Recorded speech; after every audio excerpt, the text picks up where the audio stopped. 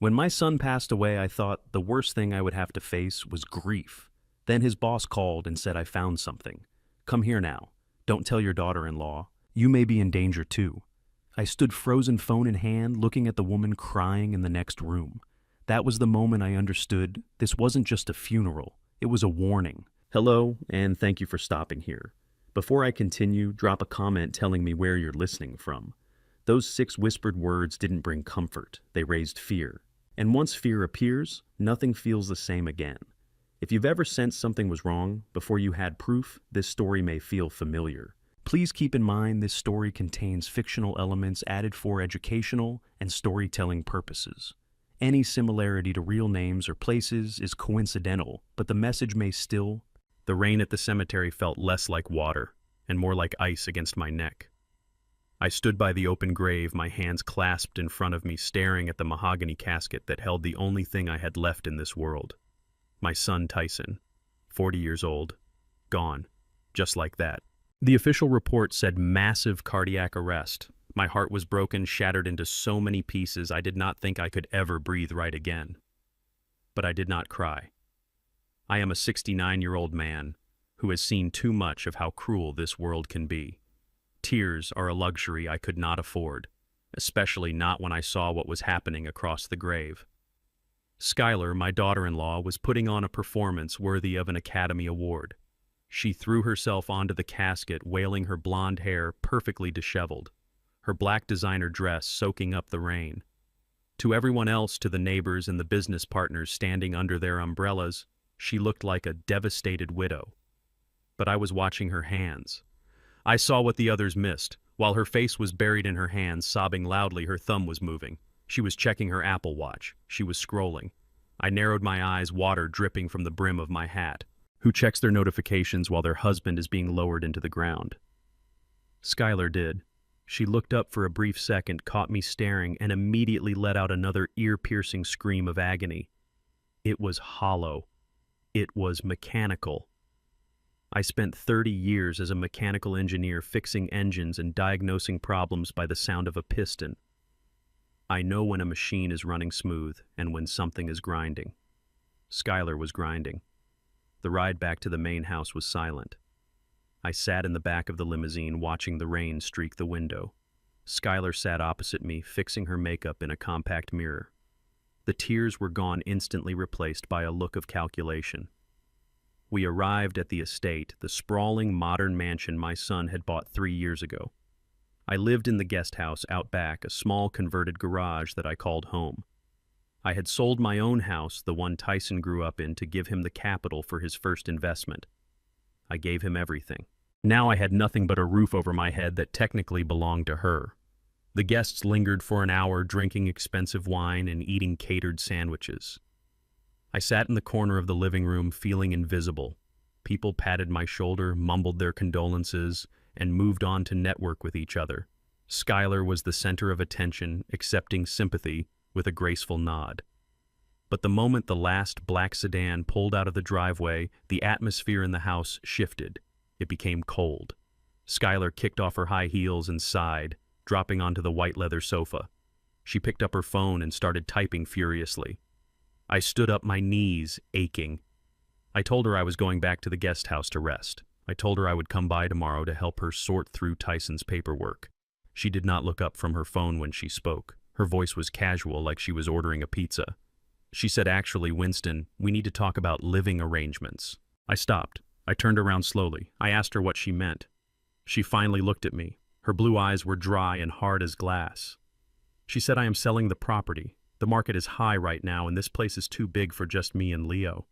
I have already contacted a realtor. They are coming to take photos on Friday." I felt a cold pit open in my stomach. I asked her about the guest house. I asked her where she expected me to go. She shrugged. She said, "I do not know, Winston. Maybe a retirement home. Maybe the state has a facility. But you need to be out by Wednesday. That gives you 3 days." I stared at her. My son had been in the ground for less than 3 hours. The dirt was not even settled yet.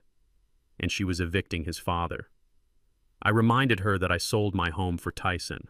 I reminded her that Tyson promised I could live there for the rest of my life. She laughed. It was a short, sharp sound. She said, "Tyson is dead. His promises died with him. The deed is in my name now. And frankly, having you shuffle around the property depresses me. It is time to move on." She waved her hand dismissively, signaling that the conversation was over. She went back to her phone. I stood there, my fists clenched at my sides. I wanted to scream. I wanted to shake her. But I am a black man in America. I know that if I raise my voice, if I show an ounce of aggression, she calls the police, and I am the one who ends up in cuffs or worse. So I swallowed my rage. It tasted like battery acid. I turned and walked out the back door into the rain towards the small guest house that was no longer my home. I entered my small living room and sat on the edge of the bed. I felt dizzy. 3 days. I had 3 days to pack up a lifetime and find a place to die. I looked at the picture of Tyson on my nightstand. He was smiling, his arm around Skylar. I whispered to him. I asked him how he could have been so blind. I asked him why he left me with this monster. Then my phone buzzed in my pocket. I pulled it out. It was a number I did not recognize. I almost didn't answer. I thought it might be another condolences call, and I didn't think I could handle another stranger telling me they were sorry for my loss. But something made me slide the answer button. I said hello. A deep, authoritative voice came through the speaker. It was Mr. Eldridge. He was the CEO of the tech firm where Tyson worked as the chief financial officer. A powerful man, a man who did not make social calls. He asked if I was alone. I said, "Yes, I am in the guest house." He said, "Good. Listen to me very carefully, Winston. Do not react. Do not raise your voice. Is Skylar nearby?" I told him she was in the main house. He lowered his voice. It sounded urgent. He said, "I just got the preliminary report from our internal audit and I reviewed the security footage from Tyson's office. The police report said cardiac arrest. They are wrong." My hands started to tremble. I asked him what he was talking about. He said Tyson did not die of natural causes. He was poisoned. The room spun. I grabbed the edge of the nightstand to steady myself. "Poisoned. My boy." Eldridge continued, his voice rushing now. He said, "I found a hidden folder on Tyson's server. He was gathering evidence, Winston. He was about to expose someone very close to him for corporate espionage and theft. He was going to the FBI this week. And Winston, there is more. I found an email draft he never sent. It mentions you." I could barely speak. I asked him what it said. Eldridge said it says that if anything happens to him, you are the next target, because you are the primary beneficiary of his private life insurance policy. Not her. You.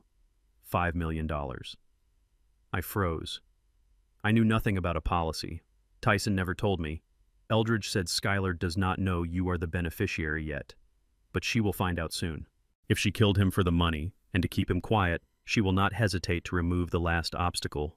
You are in danger, Winston. You need to get out of there. Right now. I looked out the window. Through the rain, I could see the lights of the main house. I could see Skylar's silhouette moving in the kitchen. She was pouring herself a glass of wine. Celebrating. Eldridge said, "Come to my office, the main tower downtown. Security will let you in. I have the footage.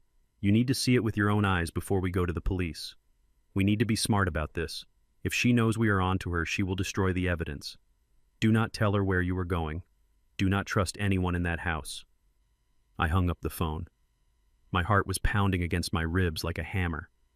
I was not just a grieving father anymore. I was a target. I stood up and grabbed my old duffel bag. I threw in a change of clothes and Tyson's framed photo. I knew I had to walk past the main house to get to my old truck parked in the driveway. I had to look her in the eye one more time. I took a deep breath. I put on the mask I had worn my whole life. The mask of the calm, passive, harmless old man. I walked out into the rain. As I passed the kitchen window, Skylar spotted me. She slid the glass door open. The smell of expensive Chardonnay wafted out. She asked where I was going. Her voice was suspicious. I gripped the handle of my bag tight, but I kept my voice steady. I told her I was going to see the lawyer. I told her I wanted to sign the papers to waive my rights to the property so she could sell it faster. I told her I just wanted to get it over with and go stay with a friend. She smiled. It was a predator's smile. She said, "That is sensible, Winston. Go get it done. The sooner you sign, the sooner we can all move on." I nodded. I walked to my truck, my back burning as I felt her watching me. I started the engine. As I pulled away, I looked in the rearview mirror. She was still standing there, glass in hand, watching me leave. She thought she had won. She thought I was a broken old man fleeing into the night. She had no idea that I was coming back, and when I did, I would not be the victim she expected. I was driving straight to the truth, and God help her when I found it. The drive to downtown was a blur of neon lights smearing across my wet windshield. My old Ford pickup truck rattled as I pulled up to the entrance of the Eldridge Tower. It was a monolith of glass and steel that pierced the night sky, a fortress of wealth and power that felt a world away from the small guest house I had been evicted from an hour ago. I parked next to a line of black luxury sedans, the rust on my fenders standing out like a bruise. A security guard in a suit that cost more than my truck stepped forward to stop me, his hand raised. I rolled down the window. Before he could speak, I told him I was there to see Mr. Eldridge. He looked at me with skepticism, scanning my worn jacket and the grief etched into my face. Then he touched his earpiece, listened for a moment, and stepped back. He opened the gate. They were expecting me. I took the elevator to the top floor. My ears popped as we ascended. With every floor we passed, the air felt thinner, harder to breathe. The doors slid open to reveal a lobby that smelled of expensive leather and cold ambition. A young assistant led me down a long corridor to the corner office. She did not smile. She did not offer me water. She just opened the heavy oak door and left me there. Mr. Eldridge was standing by the floor-to-ceiling window, looking out at the city rain. He was a tall man, imposing with silver hair and shoulders that carried the weight of a billion-dollar empire. He turned when I entered. He did not offer a handshake. He did not offer condolences. He simply pointed to a leather chair in front of his massive desk. "Sit down, Winston," he said. His voice was gravel low and serious. I sat. I felt small in that room, surrounded by awards and abstract art. I felt like a man who had lost his compass and was drifting in a storm. Eldridge sat opposite me. He placed a tablet on the desk face down. He looked me in the eye. He told me that what I was about to see would change everything I thought I knew about my family. He told me to brace myself. He said that Tyson was not just an employee, he was like a son to him, and that was the only reason I was sitting there. He said the police had closed the case, calling it a natural death. He said the police were fools who did not know where to look. He turned the tablet over. I leaned forward. On the screen was grainy black and white footage. It was Tyson's office. I recognized the family photo on his desk, the one of me and him fishing when he was 12. The timestamp on the video was from 3 days ago, the day he died.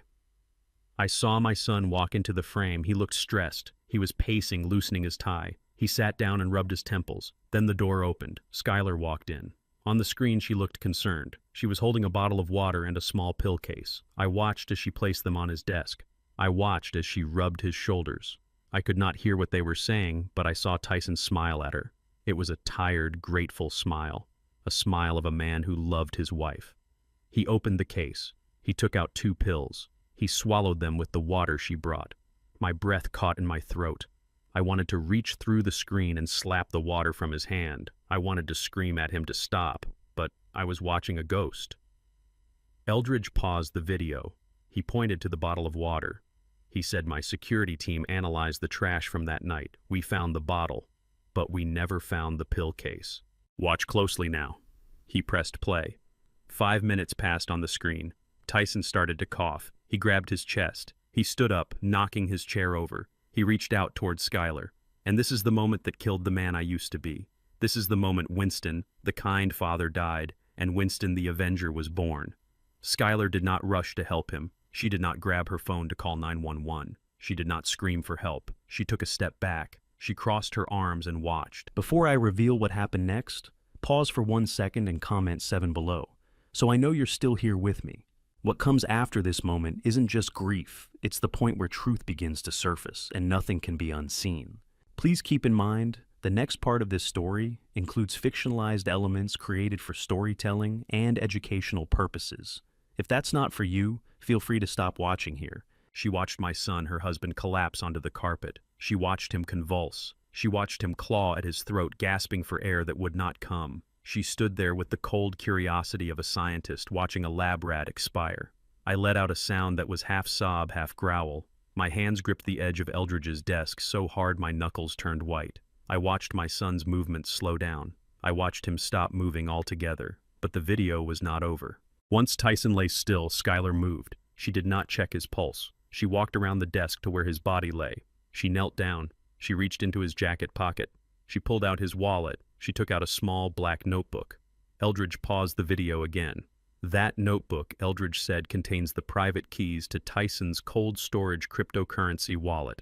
He had been moving his assets there to protect them during the divorce he was planning. It holds roughly $3 million.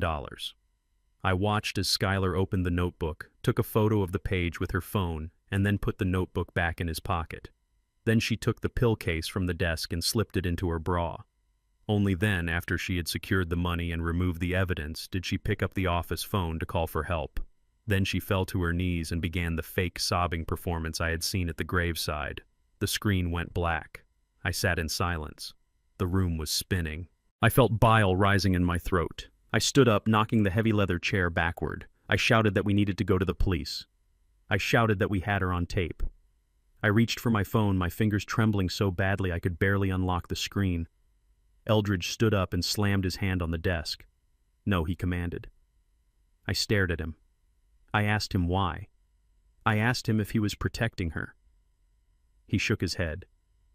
He walked around the desk and stood in front of me. He said, "Look at the video again, Winston. What does it prove? It proves she gave him pills. It proves she didn't help him fast enough. It proves she is a thief." But a defense attorney will tear this apart. They will say the pills were his prescription. They will say she froze in panic. They will say the notebook was something he asked her to retrieve. Without the toxicology report proving poison, and without the actual pill case, this is circumstantial. We go to the police. Now she gets a lawyer, she destroys the crypto keys, and she walks free with a slap on the wrist for negligence. Is that what you want? Do you want her to walk free with his money while your son rots in the ground? I slumped back against the wall. I felt defeated. I asked him what we could do. Eldridge walked back to the window. He looked out at the city. He said, "We need something undeniable. We need to catch her in the act. We need to prove intent." He turned back to me. His eyes were cold and calculating. He said, "Right now, Skylar thinks she has won. She thinks the crypto is hers. But she is about to find out that she cannot access that money without a second authentication key.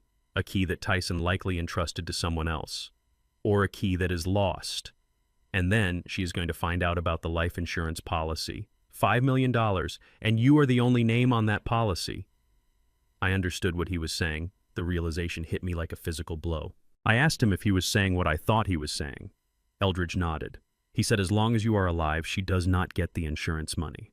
And if she can't access the crypto, the insurance is her only payday. She has already killed once for greed. She will do it again. She is desperate. She has debts we found on the dark web. She needs that money this week." He stepped closer to me. He lowered his voice. He said, "I have a plan. But it requires you to be brave. It requires you to go back to that house. It requires you to be the bait in a trap." I looked at the blank screen where my son had just died. I thought about Skylar's fake tears. I thought about her kicking me out of my home. I thought about the 3 days she gave me. I realized she didn't give me 3 days to move out. She gave me 3 days to die. I looked at Eldridge. I straightened my back. I am 69 years old. My knees hurt when it rains. My hands shake when I am tired. I am not a soldier. I am not a spy. But in that moment, the fear evaporated. It was replaced by a cold, hard resolve. I was not going back there to die. I was going back there to hunt. I told Eldridge to tell me what to do. He opened a drawer and pulled out a small clear vial and a burner phone. He said, "This is part 1. You are going to go back to the house. You are going to apologize. You are going to play the role of the confused, broken old man. You are going to let her think she is in control, and you are going to wait for her to make her move, because she will. And when she does, we will be watching." I took the phone. I took the vial. I put them in my pocket next to the picture of Tyson. I walked out of that office without looking back. The elevator ride down felt different. I wasn't falling anymore. I was descending into hell, but this time I was bringing the fire. I got back into my truck. The engine roared to life. I drove back toward the estate, toward the woman who killed my son. The rain was still falling, washing the city clean, but nothing could wash away the stain of what I had just seen. I was going home. And for the first time in my life, I was dangerous. The rain had turned into a torrential downpour by the time I pulled my truck back into the driveway of the estate. The house loomed in front of me like a sleeping beast, its windows glowing with a deceptive warmth. I sat in the cab for a moment, gripping the steering wheel until my knuckles turned white. My heart was hammering a rhythm against my ribs that had nothing to do with age and everything to do with fear. But beneath the fear there was a cold, hard rage. I touched the pocket of my jacket where the small, empty vial from Eldridge lay hidden. I was walking back into the lion's den, but this time I was not a helpless prey. I was a hunter disguised as a wounded animal. I took a deep breath, opened the truck door, and stepped into the storm. The cold water soaked through my coat instantly, but I barely felt it. I shuffled my feet as I walked toward the front door, forcing my posture to slump. I had to look defeated. I had to look like a man whose world had ended. I unlocked the front door and stepped into the foyer. The house was quiet, but it was not empty. I could hear low voices drifting from the living room. I shook the rain off my hat and walked slowly down the hallway. My wet boots squeaked on the marble floor, announcing my arrival. When I rounded the corner into the living room, I stopped. The scene before me made my stomach turn. Skylar was sitting on the white leather sofa holding a glass of red wine. She was not alone. Dr. Eris was there. He was sitting next to her, far too close for a professional house call. His arm was draped along the back of the sofa, his fingers inches from her shoulder.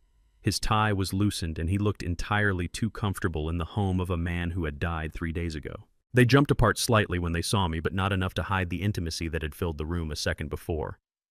Skylar composed herself first. She set her wine glass down on the coffee table with a sharp click. Her eyes narrowed as she looked me over, taking in my wet clothes and the mud on my boots. "Winston," she said, her voice sharp, "you have been gone for hours. We were starting to worry that you had driven into a ditch." Dr. Eris stood up. He was a tall man with pale skin and eyes that always seemed to be analyzing you for weakness. He smiled, but it did not reach his eyes. He smoothed his shirt and walked toward me, his movements fluid and predatory. "Mr. Rhodes," he said, his voice dripping with false concern. "It is late for a man of your age to be out in this weather. Stress can be a killer, you know, especially after what happened to Tyson." I looked at him, forcing my face to remain blank. I wanted to ask him why he was here at 10 o'clock at night. I wanted to ask him why his hand had been so close to my daughter-in-law, but I remembered Eldridge's warning, "Play the victim." I lowered my eyes to the floor. I mumbled that I had just been driving. I told them I needed to clear my head. I apologized for tracking mud into the house. Skylar sighed, a sound of pure irritation. She told me to sit down before I collapsed. She said Dr. Eris was kind enough to stop by to check on the family, and since I was here, he should check on me too. I sat in the armchair opposite them. I felt small and exposed. Dr. Eris opened his medical bag. The sound of the zipper was loud in the quiet room. He took out a blood pressure cuff and a stethoscope. He moved into my personal space, bringing with him the smell of antiseptic and expensive cologne. He wrapped the cuff around my arm. He pumped it tight, tighter than necessary. I could feel my pulse throbbing against the constriction. He watched the gauge, then he looked at me. "Your pressure is through the roof, Winston," he said. 200 over 110. You are a walking time bomb, just like your son was." The mention of Tyson made my jaw tighten. I saw Skylar watching me from the sofa, her eyes like chips of ice. She was waiting for me to snap. She wanted me to have a stroke right there on the rug so she wouldn't have to wait 3 days to sell the house. Eris undid the cuff. He reached into his bag again. This time he pulled out a small orange prescription bottle. He shook it, the rattling sound echoing in my head. "I need you to take this," he said. "It is a powerful sedative. It will lower your heart rate and help you sleep. If you do not sleep tonight, your heart might give out before morning." He poured a single white pill into his palm. It looked innocent, just a small circle of compressed powder. But I remembered the video. I remembered Tyson reaching for his chest. I looked at the pill. My mouth went dry. This was it. They were not waiting for me to leave. They were accelerating the timeline. I hesitated. I saw Eris's eyes narrow. He held the pill out closer to my face. "Take it, Winston," he commanded. "Doctor's orders." I reached out with a trembling hand and took the pill. It felt heavy like a bullet. I knew I had to sell this performance. If I refused, they would know I suspected something. If I took it, I might die. I brought the pill to my lips. I opened my mouth. I tossed the pill inside, but instead of swallowing, I used a trick I had learned from an old magician friend in the Navy. I slid the pill quickly underneath my tongue, pressing it deep into the soft tissue of the floor of my mouth. I grabbed the glass of water on the table and took a large gulp, letting the water wash over my tongue while keeping the pill secured beneath it. I swallowed loudly, exaggerating the motion of my throat. I set the glass down and let out a long breath. Dr. Eris did not move back. He stood there staring at me. He was suspicious. He knew I was stubborn. He knew I did not like taking medicine. "Open your mouth, Winston," he said softly. My heart stopped. I looked at him, feigning confusion. Eris leaned in his face, inches from mine. He said, "Let me check your throat. I want to make sure your glands aren't swollen." It was a lie. He wanted to see if I had swallowed the poison. I had no choice. If I refused, he would force my mouth open. I tilted my head back. I opened my mouth wide. I lifted the tip of my tongue toward the roof of my mouth, hiding the pill underneath the muscle. It was a gamble. If he asked me to lift my tongue, I was a dead man. Eris peered into my mouth. He pulled a small penlight from his pocket and shined it down my throat. The light was blinding. I forced myself not to gag. I could taste the bitter coating of the pill starting to dissolve under my tongue. It tasted like metal and ash. After what felt like an eternity, Eris clicked the light off. He pulled back. "Good," he said. "That should kick in within 20 minutes. I let my shoulders slump, letting out a breath I didn't know I was holding. I closed my mouth, fighting the urge to spit. I had to keep the pill there until I was alone. Skylar stood up then. She walked over to the fireplace mantel and picked up a thick envelope. She tapped it against her palm. "Since you are going to be sleeping soundly soon, we should get this over with," she said. Her voice was casual, but there was an edge of triumph in it. She walked over and dropped the envelope in my lap. "We found this in Tyson's safe today," she said. "It is his last will and testament, the most recent one." I looked at the envelope. I knew for a fact that Tyson had not updated his will in 5 years. The last time we spoke about it, he told me that if anything happened to him, half of his assets would go to a trust for me. I opened the envelope with clumsy fingers. I pulled out the document. I scanned the pages. My eyes watered not from sadness, but from the effort of reading while terrified. The document stated clearly that everything, the house, the savings, the stocks, and the life insurance, was to be left solely to Skylar and Leo. There was a clause at the bottom that specifically excluded me, claiming that I had already received my share of the inheritance during his lifetime. I looked at the signature at the bottom. It said, Tyson Rhodes. But it was wrong. Tyson had a specific way of crossing his T's.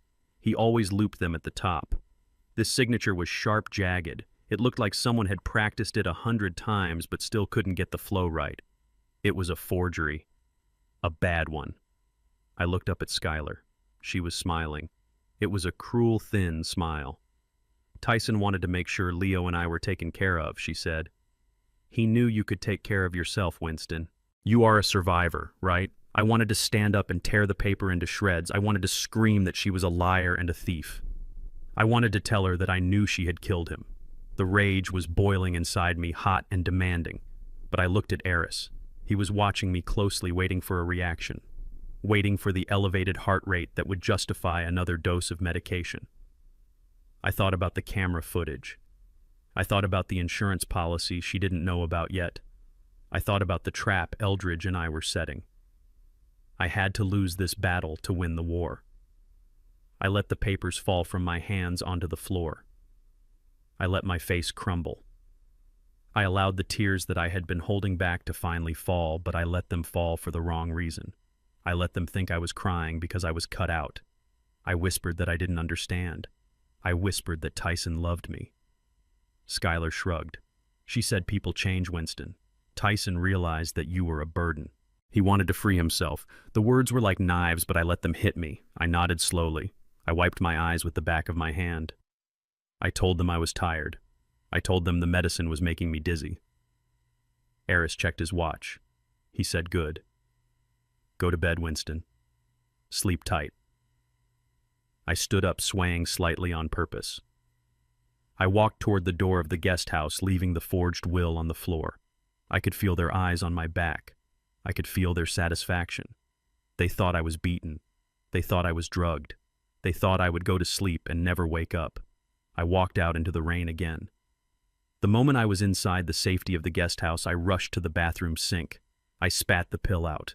It landed in the white porcelain basin, a small dissolving lump of death. My saliva was stained blue from the coating. I turned on the faucet and washed it down the drain, watching it disappear. Then I rinsed my mouth, scrubbing my tongue to get rid of the bitter taste. I looked at myself in the mirror. An old black man with gray hair and tired eyes stared back. But there was something new in those eyes. A fire. A resolve. I went to the bedroom and pulled the blinds shut. Then I turned off the lights to make them think I was asleep. I sat in the darkness listening to the rain and waited. I knew they would come to check on me, and when they did, the real game would begin. The morning sun filtered through the blinds of the guest house, but it brought no warmth to my bones. I had spent the night staring at the ceiling, the image of the forged will burning in my mind. I knew Skylar and Dr. Eris were planning to take everything, but I needed to know how deep the betrayal went. I needed to know why a doctor would risk his license and his freedom to help a woman kill her husband. Money was a powerful motivator, yes. But usually when a man and a woman conspire to commit murder, there is something else binding them together. Something thicker than water and stronger than greed. I washed my face with cold water, scrubbing away the fatigue.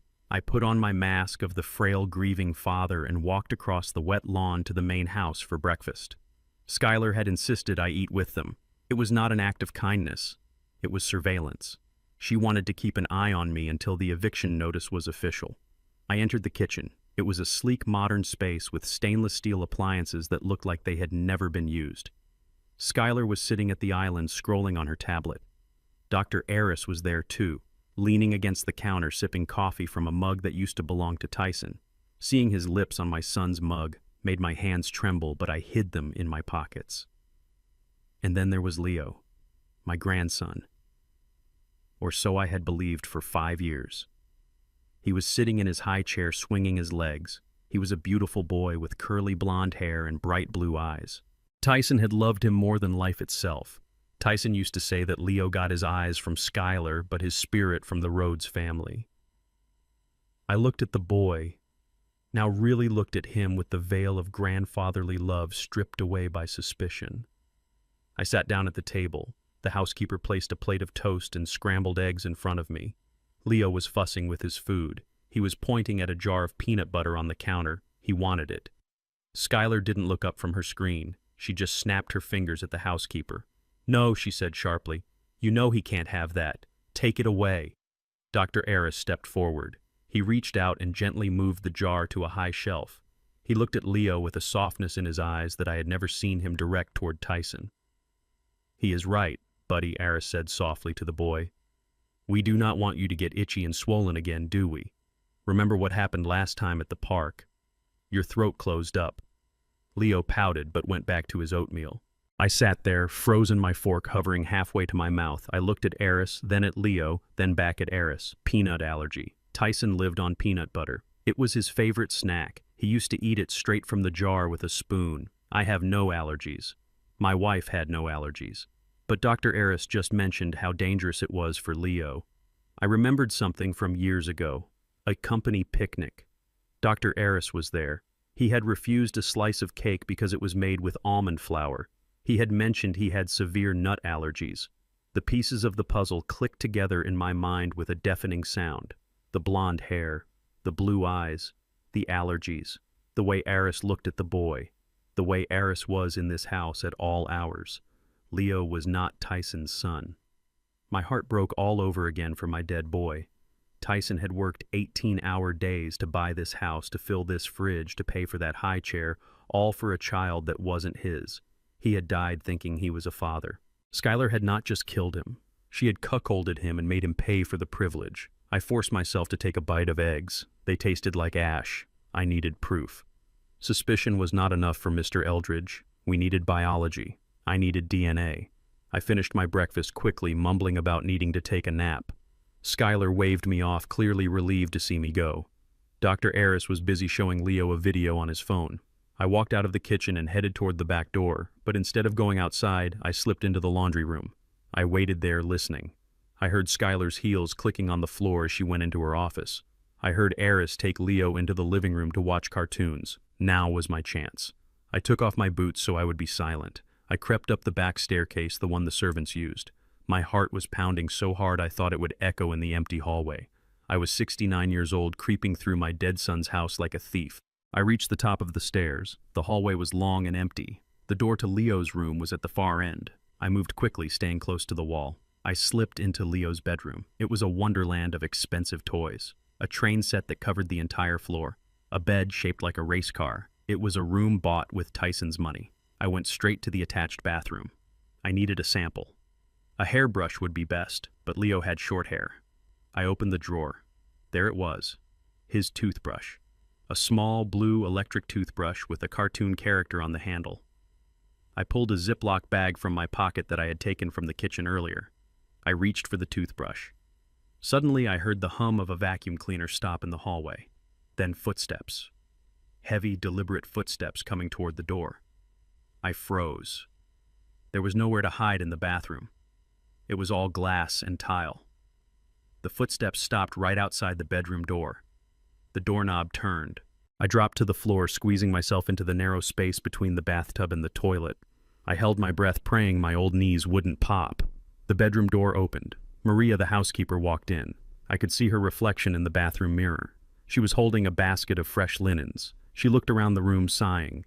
She walked over to the bed and started stripping the sheets. I was trapped. If she came into the bathroom to change the towels, she would see me. And Maria was loyal to Skylar. She would scream. Skylar would call the police. My plan would be over. I pressed my hand over my mouth. A drop of sweat rolled down my temple. Maria hummed a tune as she worked. She fluffed the pillows. She bent down to pick up a stray toy car. Then she turned toward the bathroom. She took 2 steps inside. I squeezed my eyes shut, preparing for the scream, but it didn't come. She stopped at the sink. She picked up a dirty towel from the floor just inches from where I was hiding. She didn't look down behind the toilet. She threw the towel into her basket and turned around. She walked out of the bedroom and closed the door. I let out a breath that sounded like a deflating tire. I waited 10 seconds, counting them in my head. Then I scrambled up. I grabbed the toothbrush. I shoved it into the Ziploc bag and sealed it tight. I had the sample. Now I had to get out. I exited the bedroom, checking the hallway. It was clear. I made it to the back stairs and descended as fast as my legs would carry me. I put my boots back on in the laundry room and opened the back door to leave. I felt a surge of triumph. I had done it. Winston.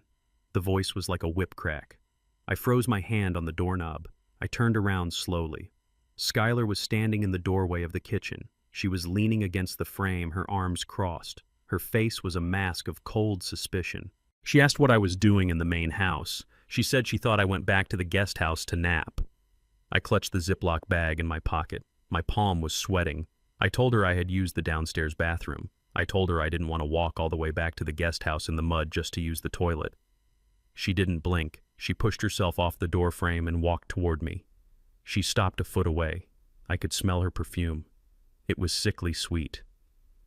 She said, "You are acting strange, Winston. You are wandering around. You are forgetting things. You are talking to yourself." I stared at her. I asked her what she meant. She smiled, but it was not a happy smile. It was a threat. She said, "I have been reading about grief and dementia. It is common in people your age. Trauma triggers it. You start imagining things. You become a danger to yourself and to others, especially children." My blood ran cold. She was building a narrative. She was setting the stage to have me committed. She leaned in closer. Her voice dropped to a whisper. She said, "If I catch you wandering around near Leo's room again, I will have to make a difficult decision. There are facilities for people like you. Locked facilities, where you can't hurt anyone. Do you understand me?" I looked into her eyes. I saw the darkness there. She wasn't just threatening to kick me out. She was threatening to erase me, to lock me away in a padded room where no one would believe my stories about poison and stolen crypto. I gripped the toothbrush in my pocket. I had the truth in my hand, but she had the power. I lowered my head. I played the part. I said, "I am sorry, Skylar. I am just confused. I miss my son. I won't do it again."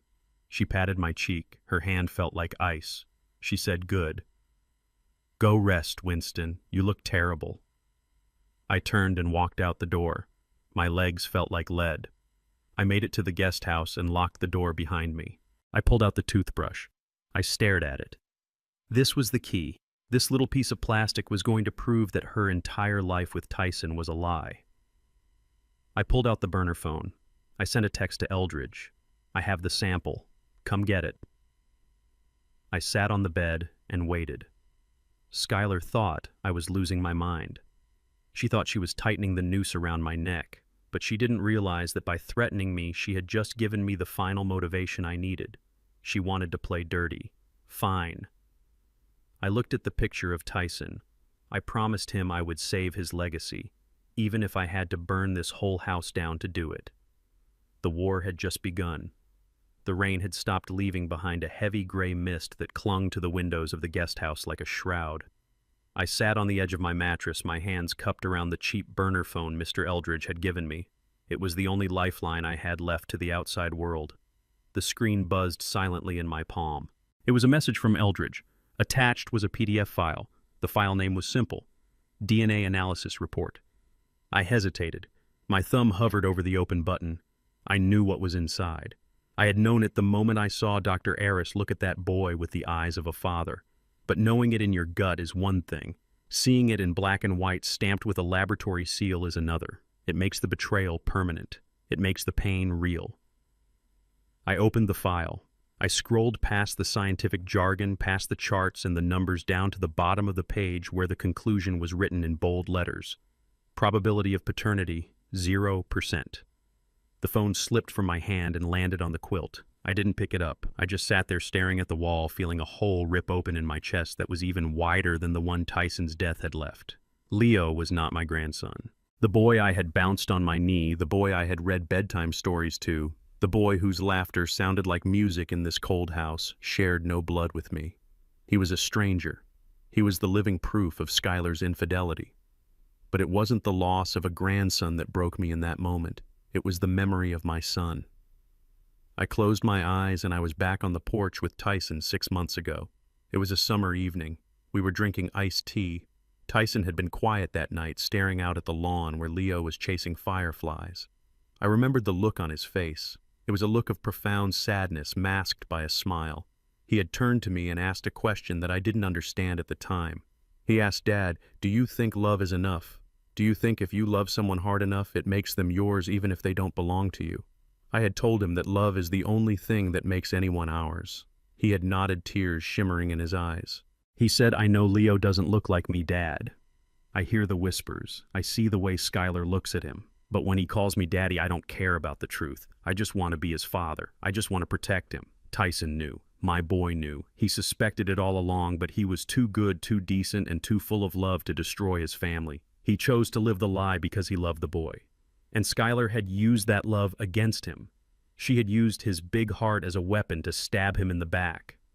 She let him raise her lover's child, let him pay for everything, and then when he became inconvenient, she erased him. I felt a tear slide down my cheek, hot and angry. I wiped it away furiously. I picked up the phone again and typed a message to Eldridge. "We have the motive. Let's finish this." I hid the burner phone inside the hollow leg of the old armchair in the corner. I had just finished sliding the wooden cover back into place when I heard the key turn in the lock of my front door. I froze. I hadn't heard footsteps. The door swung open.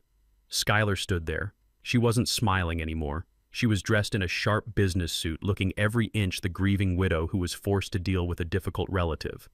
Behind her stood 2 men in blue coveralls. They were not police. They were private contractors. Skylar walked in her heels, clicking on the wooden floor. She looked around the small room with disdain. She said, "Winston, we need to make some changes. I have noticed you are spending a lot of time on your phone. You are making calls at odd hours. You are agitating yourself." I stood up slowly. I asked her what she was talking about. She signaled to the men. One of them walked over to the corner where the internet router was blinking. He reached down and yanked the cords out of the wall. The lights on the box died. The other man walked toward me. He held out his hand. Skylar said, "Give him your phone, Winston." I stepped back. I clutched my chest pocket where my personal smartphone was. I told her she had no right. I told her this was my property. She sighed, a sound of exaggerated patience. She said, "Dr. Aris and I believe that your obsession with conspiracy theories is being fueled by the internet. You are reading things that aren't there. You are calling people and bothering them with your delusions. For your own mental health, we are removing the triggers." I realized then what she was doing. She wasn't just cutting off my entertainment. She was cutting my cord to the world. She was making sure I couldn't call the police, couldn't call a lawyer, couldn't call Eldridge. I refused. I told her I was a grown man and I would not give her my phone. Skylar looked at the man. "Take it," she said. The man stepped forward. He was big, young, and strong. He grabbed my arm. I tried to pull away, but I am 69 years old. My strength is in my mind, not my muscles. He wrestled the phone from my pocket effortlessly. I gasped as pain shot through my arthritic shoulder. Skylar took the phone from the man. She slipped it into her purse. She said, "This is for your own good. You can have it back when you leave the property on Wednesday. Until then, you can focus on resting." She turned to leave. Then she stopped and looked back at me. She said, "Oh, and don't bother trying to walk to the neighbors. I have already spoken to them. I told them about your condition." The door slammed shut. I heard the lock turn from the outside. I rushed to the window. I looked out. The two men were nailing a wooden board across the back gate. I was trapped. My sanctuary had become a cell. The silence in the room was sudden and absolute. No hum of the router, no ding of notifications, just the sound of my own heavy breathing and the clock ticking on the wall, ticking down the hours I had left. But Skylar had made a mistake. A fatal mistake. She had taken my smartphone, yes, but she didn't know about the burner phone hidden in the chair leg. She thought she had blinded me, but I still had one eye open. I paced the small room, feeling the walls closing in. I needed to see what was happening outside. I went to the side window that looked out onto the main driveway and the street beyond. I saw Mrs. Higgins, the neighbor from across the street. She was a kind woman, a retired teacher who used to bring us apple pie every Christmas. She was standing by her mailbox, looking toward my guest house. I felt a surge of hope. If I could signal her, if I could just get her attention. I waved my arms frantically. I tapped on the glass. I couldn't open the window. It had been painted shut years ago. I mouthed the word help. Mrs. Higgins saw me. Her eyes widened. But instead of waving back, instead of coming to check on me, she took a step back. She looked frightened. She pulled her cardigan tighter around herself. Then I saw why. Skylar walked into the frame. She walked up to Mrs. Higgins. She placed a hand on the older woman's arm. I couldn't hear what they were saying through the glass, but I could read the body language perfectly. Skylar was looking at the guest house with a face full of tragic sorrow. She touched her temple, making the universal sign for crazy. She pointed at me, then shook her head, wiping a non-existent tear from her cheek. I saw Mrs. Higgins' expression change from fear to pity. She patted Skylar's hand. She looked at me one last time, not with concern, but with the sad resignation one has for a rabid dog that needs to be put down. Then she turned and walked back into her house, closing the door firmly. I slumped against the wall. Skylar had told them I had Alzheimer's. She had told them I was violent. She had told them I was losing my mind with grief. It was a brilliant, evil strategy. If I managed to escape and ran to the neighbors screaming about murder and poison, they wouldn't call the police to arrest Skylar. They would call the police to take me to a psych ward. I was completely isolated. The community I had lived in for 20 years, the people who knew me as a gentle mechanic and a loving father, now saw me as a dangerous lunatic. Skylar had stolen my son, she was stealing my money, and now she had stolen my reputation. I looked around the dim room. The shadows seemed to be stretching longer. I realized that if I died in here tonight, if Dr. Eris came back with a needle full of something lethal, no one would ask questions. They would just say that the poor, confused old man finally succumbed to his grief. I sat back down in the armchair. I reached underneath and felt the cool plastic of the burner phone. It was the only thing real in a world of lies. "I am not crazy," I whispered to the empty room. "I am not crazy. And I am not finished." I texted Eldridge one word: tonight. I knew I couldn't wait until Wednesday. Skylar was escalating. The internet cut the phone theft, the rumors. These were not the actions of someone who was waiting. These were the actions of someone who was cleaning up loose ends. And I was the loosest end of all. I went to the small kitchenette. I opened the drawer and took out a screwdriver. It wasn't a weapon. It was a tool. I am a mechanic. I fix things. And tonight I was going to fix this broken family, even if I had to dismantle it piece by piece. I sat in the dark, gripping the screwdriver, and waited for the sun to go down. The prisoner was about to plan a jailbreak. Night had fallen completely over the estate, turning the guest house into a box of shadows. My stomach was twisting into knots, not just from fear, but from a hunger that was becoming impossible to ignore. Skylar had locked me in since lunch, cutting off my food supply along with my connection to the outside world. I sat in the corner, gripping the handle of the screwdriver I had scavenged, listening to the wind howl against the boarded-up windows. Then I heard the key turn in the lock. The door creaked open. Skylar stood there silhouetted against the hallway light. She held a tray in her hands. The smell of roasted tomato basil soup wafted into the room, rich and comforting. It was my favorite. It was the soup my late wife used to make when I was sick. The scent triggered a biological response that made my mouth water despite my suspicion. Skylar walked in, her heels clicking softly. She placed the tray on the small table.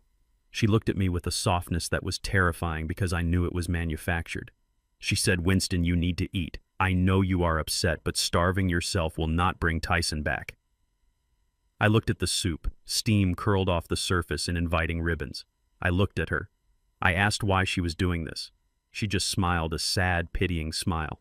She said, "I am doing this because I care about you, Winston. Dr. Eris said your blood sugar might drop. Eat. We can talk about the future in the morning." She turned and left, locking the door behind her again. I waited. I listened to her footsteps fade. My hunger was a beast clawing at my insides. I walked over to the tray. I told myself I would just take a few spoonfuls to keep my strength up, just enough to survive the night. I dipped the spoon in. The first taste was heavenly, warm, savory, salty. I ate another spoonful, then another.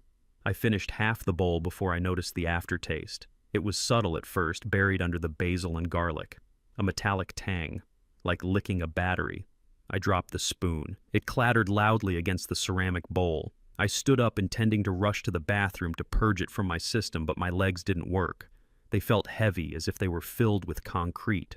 I grabbed the edge of the table, but my fingers felt numb, like they belonged to someone else. The room gave a sudden, violent lurch to the left. The drug hit me not with drowsiness, but with a terrifying distortion of reality. The beige walls of the guest house began to breathe. They expanded and contracted like the lungs of a giant animal. I blinked, trying to clear my vision, but the shadows in the corners started to detach themselves. They elongated, stretching out like black oil spilling across the floor. I tried to shout, but my tongue was swollen and heavy in my mouth. All that came out was a strangled groan. Then I saw him. In the center of the room, standing in a pool of dark water, was Tyson, but it wasn't my son as I remembered him. His face was gray and melting, sliding off his skull like wet clay. His eyes were empty black holes.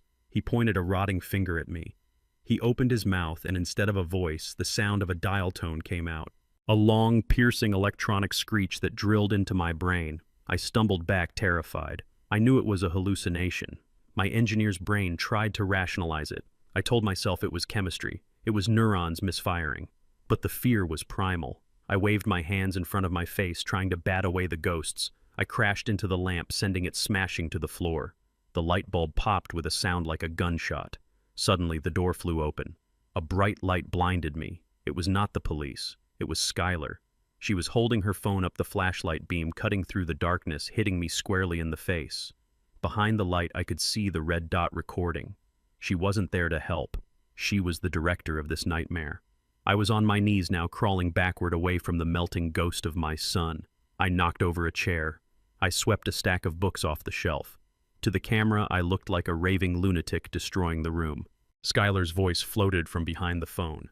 It was calm. It was sweet. It was performing for an audience of judges and doctors. She narrated the scene. She said, "Oh, Dad, please stop. There is no one there. You are safe. Please put the chair down. You are frightening me." I wanted to scream that she had drugged me. I wanted to tell the camera the truth. But the words came out slurred and broken. I heard myself yelling about snakes. I heard myself begging Tyson to forgive me. The drug had unlocked my deepest grief and twisted it into madness.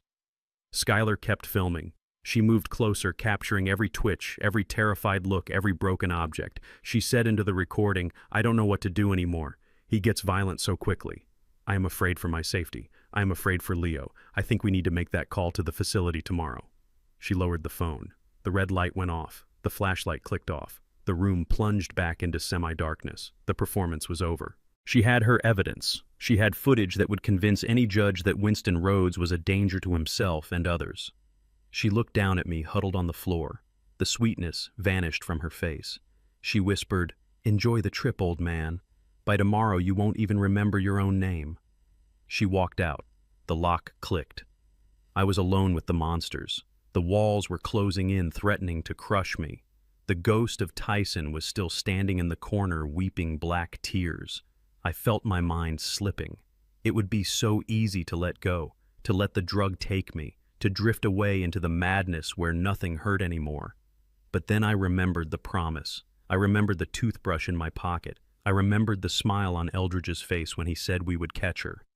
I could not fall asleep. If I slept, I might never wake up. Or worse, I would wake up in a padded cell. I needed an anchor. I needed pain. I rolled onto my back. My body felt like it was floating in jelly. I reached down to my right leg. I found the spot on my thigh where I had a deep scar from a welding accident 30 years ago. The skin there was sensitive. I stiffened my fingers. I took a deep breath. And then I dug my fingernails into the scar. I dug hard. I pushed until I felt the skin break. The pain was sharp and white-hot. It cut through the chemical fog in my brain like a laser. I gasped. I focused on the pain. I made the pain my entire world. The breathing walls stopped moving for a second. The ghost of Tyson flickered and faded. I kept digging. I twisted my nails. I ground my teeth until my jaw ached. I forced my eyes to stay open. I recited the multiplication tables. 7 times 7 is 49. 8 times 8 is 64. I recited the firing order of a V8 engine. 184-36572. I dragged my body toward the door. I pressed my ear against the cold wood. The floor was spinning, but I forced myself to listen. The drug made my hearing hypersensitive. I could hear the rain dripping from the gutters. I could hear the hum of the refrigerator in the main house. And then I heard voices. They were coming from the patio just 10 feet away from my door. Skylar and Dr. Aris. They were smoking. I could smell the acrid scent of tobacco. I squeezed my eyes shut, focusing on their words, filtering out the hallucinations. Aris said that was a heavy dose, Skylar. Maybe too heavy. His heart is weak. Skylar's voice was cold, devoid of the fear she had shown on camera. She said, so what if his heart stops? It saves us the trouble of the facility. The video proves he was agitated. A heart attack from stress is perfectly plausible. Aris laughed softly. He said, you are cold, darling. That is why I love you. But we need him alive until tomorrow morning. The insurance company needs a wet signature on the waiver or a death certificate that predates the policy change. It gets messy if he dies tonight without signing the waiver. Skylar sighed. She said, fine. He will wake up groggy and compliant. We will guide his hand. Once he signs, you can give him the second dose. The permanent one. Aris paused. He asked, what about the boy? What about Leo? He was asking about you today. Skylar said, don't worry about Leo. He thinks his grandpa is sick. Once we get the money, we will send Leo to boarding school in Switzerland. We can travel. We can finally be free of this depressing house and these depressing people. I lay there on the floor, blood trickling from the wound in my leg. The hallucination of the breathing walls returned, but I ignored it. I had heard enough. They weren't just going to lock me up, they were going to kill me, and they were going to abandon the boy. The pain in my leg was agonizing, but it was nothing compared to the fire in my soul. I knew their timeline now. I had until morning. I had to survive the night. I had to fight the drug. And I had to be ready when they opened that door. Because when they came for me with the pen and the needle, they weren't going to find a helpless old man. They were going to find a father who had walked through hell and came back with a vengeance. I whispered the engine firing order again. 184-36572. I repeated it like a prayer. I would not sleep. I would not die. I would wait. The morning sun burned through the fog, but inside my head, the chemical fog from Skylar's soup was still clinging to my brain like cobwebs. I woke up on the floor where I had passed out, my body aching, my mouth tasting like copper and ash. But I was alive. I had survived the night. I dragged myself up using the edge of the bed for leverage. My leg throbbed where I had gouged it to stay awake, a sharp, grounding pain that reminded me of my mission. Today was the day we turned the tables. Today, the prey would invite the predators into the house. I washed my face with cold water, staring at the old man in the mirror. I looked ragged. My eyes were bloodshot. It was perfect. To Skylar, I would look like a man broken by grief and dementia, a man who was one step away from the grave. I put on my stained work trousers and a flannel shirt. I needed to look like I was retreating into my past, into the comfort of my old life as a mechanic. I shuffled out the back door. The air was crisp.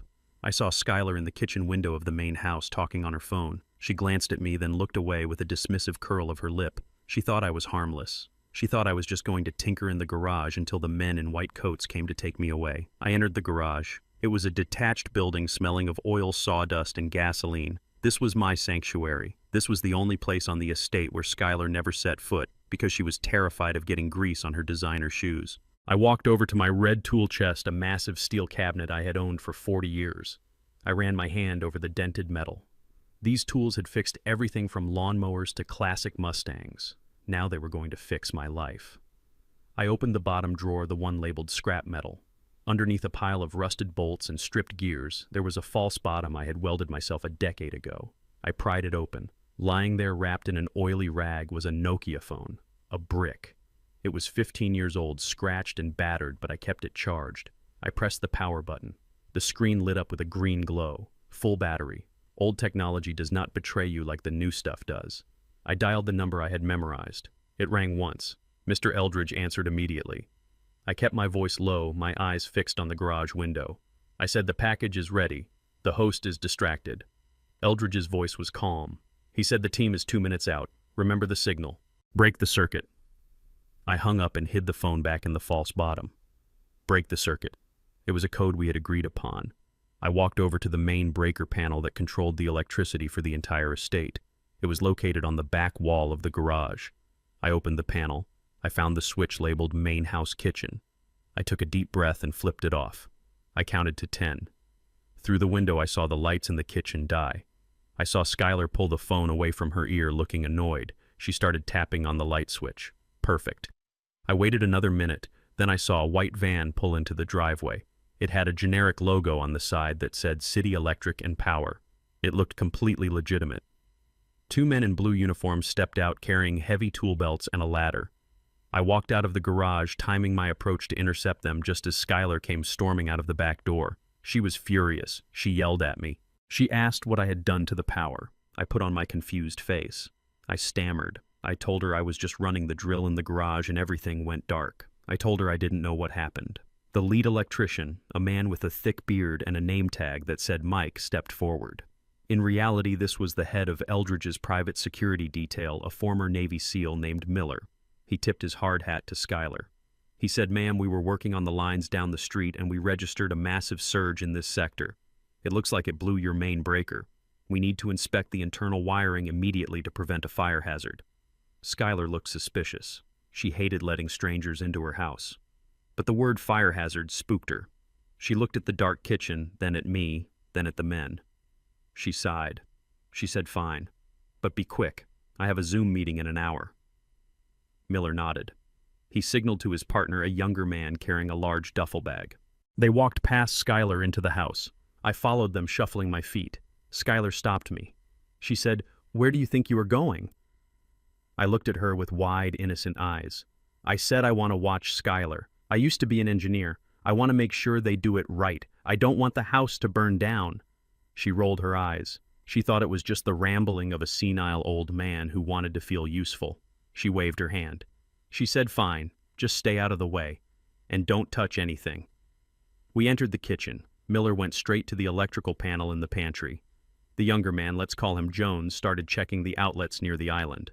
This was the dance. We had to plant audio and video bugs in the kitchen, the living room, and Skylar's office, all while she watched us like a hawk. Miller took off the panel cover. He called out to Skylar. He said, "Ma'am, this wiring is a mess. Whoever installed this cut corners. I need you to sign this liability waiver before I touch anything else. Otherwise, my company gets sued if sparks fly." He held out a clipboard with a dense 3-page document. Skylar groaned. She walked over to him, snatching the clipboard. She began to read it, her back turned to the rest of the room. That was the distraction. Behind her, Jones moved with lightning speed. He opened an outlet cover on the backsplash. He inserted a tiny camera no bigger than a pinhead. He screwed the cover back on. It took him 4 seconds. I moved to the living room archway. I coughed loudly, pretending to have a fit. Skylar turned her head to look at me, annoyed. I said, "I think I smell smoke in the living room, Skylar." She gasped. She dropped the clipboard and ran toward the living room. Miller and Jones used that split second to move. Miller planted a listening device under the lip of the kitchen island. Jones slipped another camera into the smoke detector on the ceiling. When Skylar reached the living room, she sniffed the air. She turned to me furious. She said, "There is no smoke, Winston. You are hallucinating again." I hung my head. I said, "I am sorry. My nose plays tricks on me." She marched back to the kitchen. Miller was waiting for her, looking calm. He said, "Everything looks safe now, ma'am. It was just a tripped breaker. We replaced a fuse. You should be back up and running." He handed her a carbon copy of the waiver she had half signed. She scribbled her name on it, anxious to get them out. As they packed up their gear, Miller walked past me. He clapped a hand on my shoulder, a gesture of working-class solidarity. He said, "Take care of yourself, Pops. Don't go playing with those drills anymore." As he squeezed my shoulder, I felt him press something small and hard into my palm. I closed my fingers around it instantly. It was the data card. But it wasn't just a storage device. I could feel the shape of it. It was a high-tech audio transmitter, smaller than a quarter with a magnetic back. Miller leaned in close, his lips barely moving. He whispered under the breath of a cough. "Office. Under the desk. Tonight." They walked out. Skylar locked the door behind them immediately. She turned to me. She said, "The power is back. Now go back to your hole. I don't want to see you until dinner." I nodded. I walked back to the guest house, my hand shoved deep in my pocket, clutching the device. I sat down at my small wooden table. This table was a piece of junk I had found at a flea market years ago, but I loved it because I had refinished it myself. It had thick oak legs. I examined the device Miller had given me. It was sleek black and blinking with a microscopic blue light. This was the key. Eldridge needed me to plant this in Skylar's home office. That was where she made her calls to the dark web creditors. That was where she kept the crypto ledger. We had video from the kitchen, but we needed the audio from the belly of the beast. But I couldn't just keep this device in my pocket. If Skylar decided to search me again, if she sent her goons to pat me down, I would be exposed. I needed a hiding place that was accessible but invisible. I flipped my old table over. I looked at the legs. They were solid oak, about 3 inches in diameter. I went to my kitchenette and grabbed a steak knife. I didn't have my drill, so I had to do this the hard way. I chose the leg that faced the wall. I began to carve. The wood was hard, resisting the dull blade. My hands ached. Sweat dripped from my forehead. I scraped and dug, creating a small hollow cavity near the base of the leg, just above the rubber foot. I worked for an hour, listening for footsteps outside. Every creak of the house made me jump. I felt like a prisoner digging a tunnel with a spoon. Finally, the hole was deep enough. I took the transmitter. I wrapped it in a small piece of plastic wrap to protect it from dust. I pressed it into the hole. It fit perfectly. Now I needed to seal it. I took a piece of chewing gum I had in my pocket. I chewed it until it was soft. I pressed it over the hole, smoothing it out to match the texture of the wood. Then I took a brown shoe polish marker from my drawer and colored over the gum. I flipped the table back over. I set it down. It looked completely normal. No one would ever suspect that inside the leg of this battered old table sat a piece of military-grade espionage technology. I sat back, breathing heavily. The trap was set. The house was bugged. I had the transmitter ready to be deployed. Now I just had to wait for nightfall. I had to wait for the moment when the house went quiet and I could sneak into the main building one last time. But as I sat there, a new fear gripped me. Skylar had mentioned a timeline. She said she needed a signature by tomorrow morning. That meant tonight wasn't just about planting a bug. Tonight was the night they were coming to finish me off. I looked at the table leg. I looked at the door. I realized that tonight I wasn't just fighting for justice for Tyson. I was fighting for my life. And I was going to use every trick, every tool, and every ounce of rage I had left to make sure that when the sun rose tomorrow, I was the one standing. 2 days, 48 hours of silence and darkness. That is how long I had been locked in the guest house without food. Hunger is a patient killer. It starts as a sharp pain in your stomach, a growling beast demanding to be fed. But after the first day, the pain changes. It becomes a dull, cold ache that spreads to your bones. It makes your hands shake and your thoughts slow down like molasses in winter. Skylar had cut the water to the bathroom sink, so I was forced to drink from the toilet tank like an animal. I sat in the corner of the room, wrapped in a thin blanket, shivering not from cold, but from the lack of calories burning in my system. I was weak, but my hearing was sharper than ever. When you are starving, your senses heighten, searching for any threat or opportunity. Through the thin walls of the guest house, I could hear the world moving on without me. I heard the mailman deliver letters, I heard the landscapers mowing the lawn, and then I heard the sound that changed everything. It was Skylar screaming. She was on the back patio pacing back and forth. I pressed my ear against the boarded-up window, straining to catch the words. She was on the phone, and she was in a panic. She shouted into the receiver, "What do you mean you need a wet signature? I have power of attorney. I am his daughter-in-law." There was a pause as the person on the other end spoke. I could imagine the insurance agent explaining the policy. Skylar kicked a garden chair. I heard it crash against the wall of my prison. She yelled again, "I don't care about your protocol. Winston is sick. He is bedridden. He cannot come to the office. Just email me the waiver and I will have him sign it." Another pause. Then Skylar's voice dropped, trembling with rage. She said, "Fine. Tomorrow morning. I will email the PDF by 9 a.m., but if you freeze this payout, I will sue your entire company." She hung up. I heard her breathing hard, hyperventilating. Then I heard the heavy footsteps of Dr. Aris walking out to join her. He asked her what happened. Skylar's voice was brittle. She said the insurance company flagged the change in beneficiary. They suspect fraud because it happened so close to Tyson's death. They won't release the $5 million unless Winston signs a waiver relinquishing his claim, and they want it notarized or witnessed by a third party. Or we need a death certificate for Winston that predates the claim processing. Aris swore softly. He said, "We are running out of time, Skylar. My creditors are calling. If we don't pay them by Friday, they come for my legs. And yours." Skylar said, "I know. We have to finish this tonight. He has been in there for 2 days without food. He must be weak. He must be desperate. We go in there, we force him to sign, and then you give him the injection. We tell the police he died in his sleep from heart failure brought on by malnutrition and dementia." I slid down the wall until I hit the floor. My heart hammered against my ribs. The clock had started ticking loud enough for me to hear it. I had until tonight. They weren't just trying to starve me into submission anymore. They were coming to execute me. The sun began to set, casting long prison bar shadows across the floor of the guest house. My stomach cramped violently. I closed my eyes and tried to think about engine schematics, about the way a piston fires anything to distract myself from the gnawing emptiness inside me. Then the smell hit me. It started faint, drifting under the crack of the door, the smell of roasted garlic, rosemary, seared steak, rich buttery mashed potatoes. It was a smell so powerful, so intoxicating that my mouth flooded with saliva instantly. It was the smell of life. I heard the key turn in the lock. The door opened just a few inches. Skylar stood there. She wasn't holding a weapon. She was holding a silver serving tray. On it sat a plate of food that looked like it belonged in a 5-star restaurant. A thick ribeye steak glistening with juice. A mound of potatoes with gravy. Fresh green beans. She placed the tray on the floor just inside the threshold. She didn't push it toward me. She left it there 5 feet away. The smell filled the small room, overwhelming my senses. I felt a primal urge to crawl toward it, to tear into the meat with my bare hands. Skylar leaned against the doorframe. She looked fresh, clean, and well-fed. She watched me with a look of mock sympathy. She said, "Oh, Winston, look at you. You look terrible. You must be starving."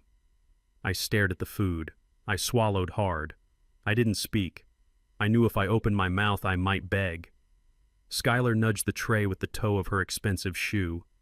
She said, "It is a shame to let this go to waste. Tyson used to love my steak, remember? He used to say I made the best marinade." She pulled a folded piece of paper from her pocket and a pen. She held them up. She said, "It is so simple, Winston. Just sign this paper. That is all. You sign this and you can eat. You can have the steak. You can have water. We can stop this silly game. I will even drive you to a nice assisted living facility tomorrow where they will feed you 3 times a day." The lie hung in the air, thick and poisonous. She continued, her voice soft and persuasive. She said, "Why are you being so stubborn? The money won't help you. You are old. You are alone. Do you really want to die in this dirty room, hungry and forgotten? Just sign the paper, Dad. Let me take care of you." I looked at the paper. Then I looked at the steak.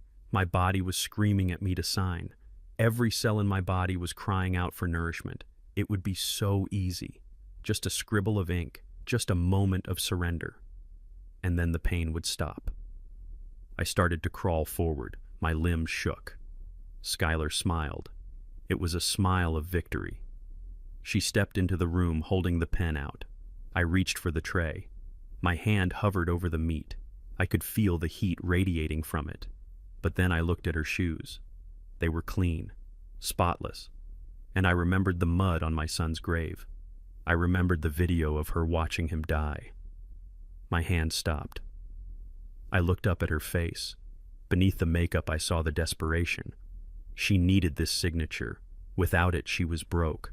Without it, she was going to prison or being killed by loan sharks. I realized the trap. If I signed that paper, I became useless to her. The moment the ink was dry, the food would be taken away and Dr. Aris would walk in with his needle. The steak wasn't a meal. It was a last request for a condemned man. I had 3 options. Option 1, I sign, I eat, I die tonight. Option 2, I don't sign. She locks the door. I starve to death in another 2 days or they get impatient and kill me anyway, forging the signature later. Option 3, the option of a soldier, the option of a father. I looked at the steak one last time. Then I looked at Skylar. I pulled my hand back. I sat up straight, gathering the last scraps of dignity I had left. I said no. Skylar's smile vanished. Her face twisted into a mask of ugly rage. She kicked the tray, the plate shattered, the steak slid across the dusty floor covered in gravy and dirt. She screamed at me. She said, "You stupid old man, you want to die the hard way. Fine, have it your way." She grabbed the paper and the pen. She backed out of the room. She hissed, "Aris is coming. And he is not bringing dinner. He is bringing a sedative. You are going to sign that paper whether you are conscious or not." She slammed the door. The lock clicked. I was alone again. The smell of the spilled food was now a torture mixing with the dust of the floor. But something had shifted inside me. The hunger was still there, but the fear was gone. I had made my choice. I was not going to sign. I was not going to die on my knees. I looked at the shattered ceramic plate on the floor. I saw a large, jagged shard of white pottery. It was sharp. It looked like a knife. I crawled over to it. I picked it up. The edge bit into my thumb. It was perfect.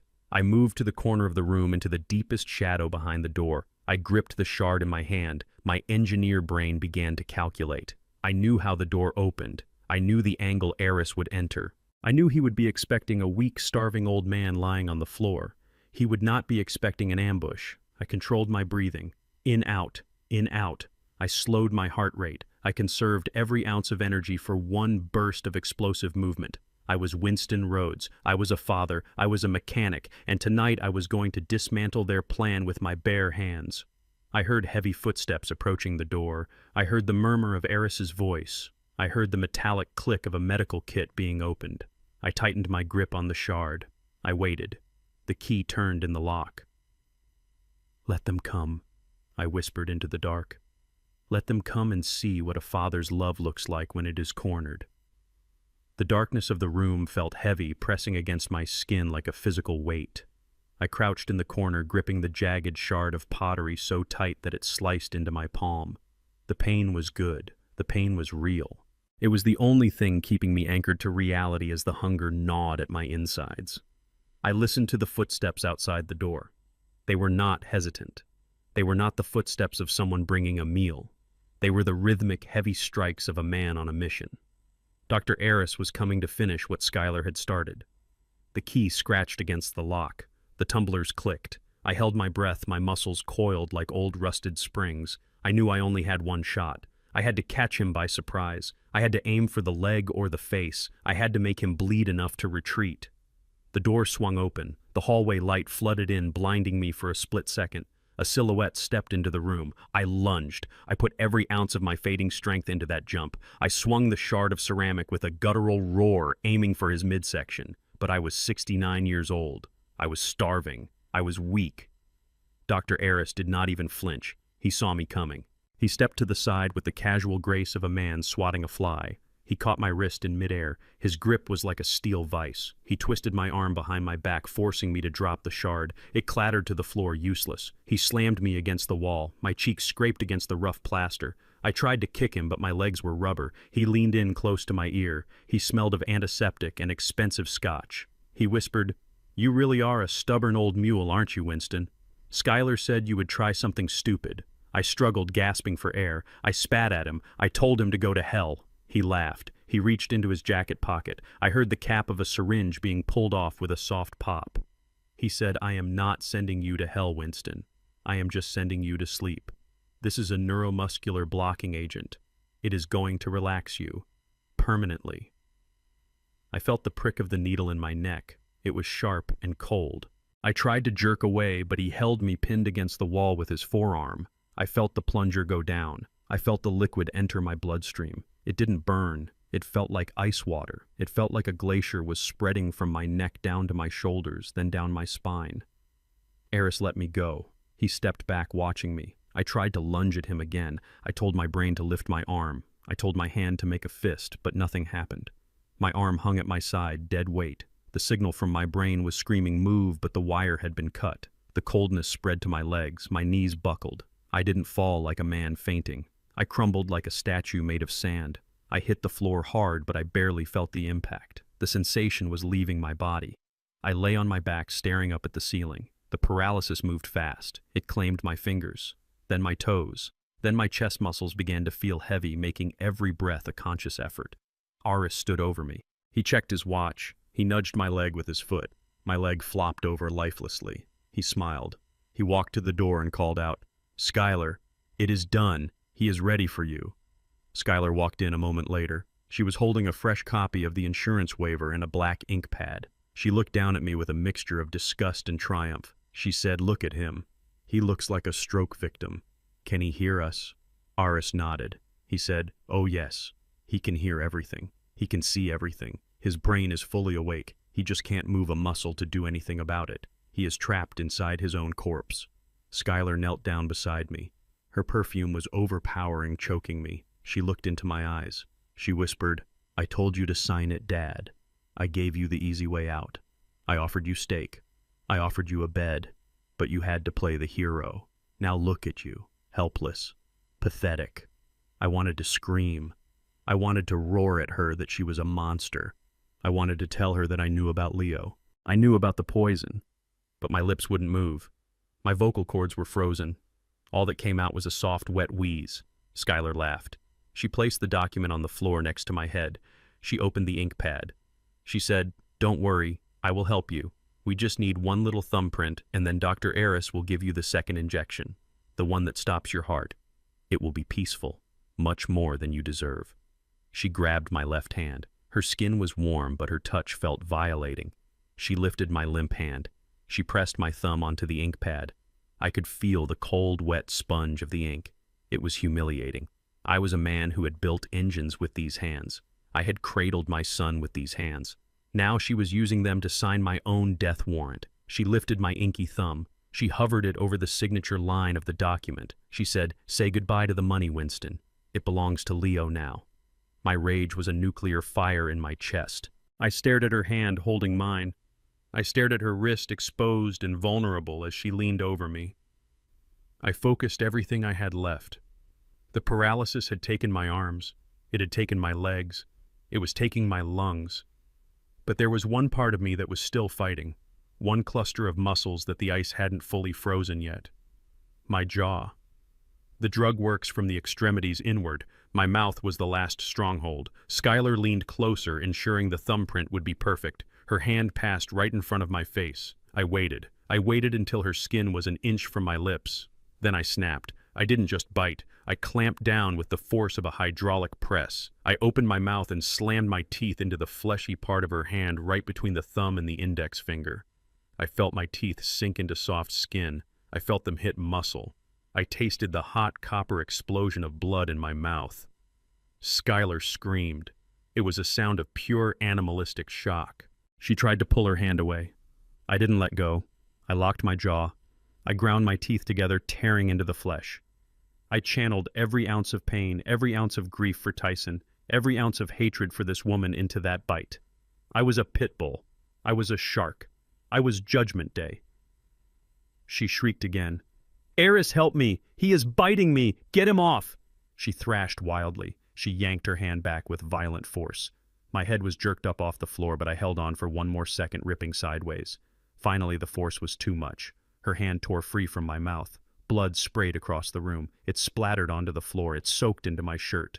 But most importantly, a thick, dark stream of arterial blood gushed directly onto the document. The white paper turned red in an instant. The signature line was obliterated. The waiver was ruined. Skylar scrambled backward, clutching her hand to her chest. Blood was pouring down her arm, dripping onto her expensive shoes. She was sobbing now, not fake tears, but real tears of pain. She screamed, "Look at my hand. Look what he did. He is a monster. Kill him. Eris, kill him now." Eris rushed to her side. He looked at the wound. It was deep. It was jagged. He looked at me with genuine fear for the first time. He said, "We can't kill him yet, Skylar. Look at the paper." He pointed to the sodden red mess on the floor. He said, "The document is destroyed. The blood makes it void. The insurance company will never accept a biohazard like that. We need to print another one." Skylar wailed. She said, "I don't care. Just kill him." Eris shook her. He shouted, "Listen to me. If we kill him now, we get nothing. We need that signature. We need to stop the bleeding. I need to stitch you up. You are losing too much blood." He dragged her toward the door. Skylar was kicking and screaming, leaving a trail of red droplets on the floorboards. Eris looked back at me one last time. I was lying in a pool of my own saliva and her blood. My mouth was stained red. I couldn't move my body, but my eyes were locked on his. I wasn't blinking.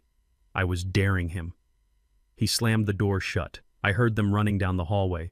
I heard Skylar crying in the kitchen. I heard the sound of water running. I was alone again. The paralysis was nearly total now. My breathing was shallow, just tiny sips of air, but I felt a strange sense of peace.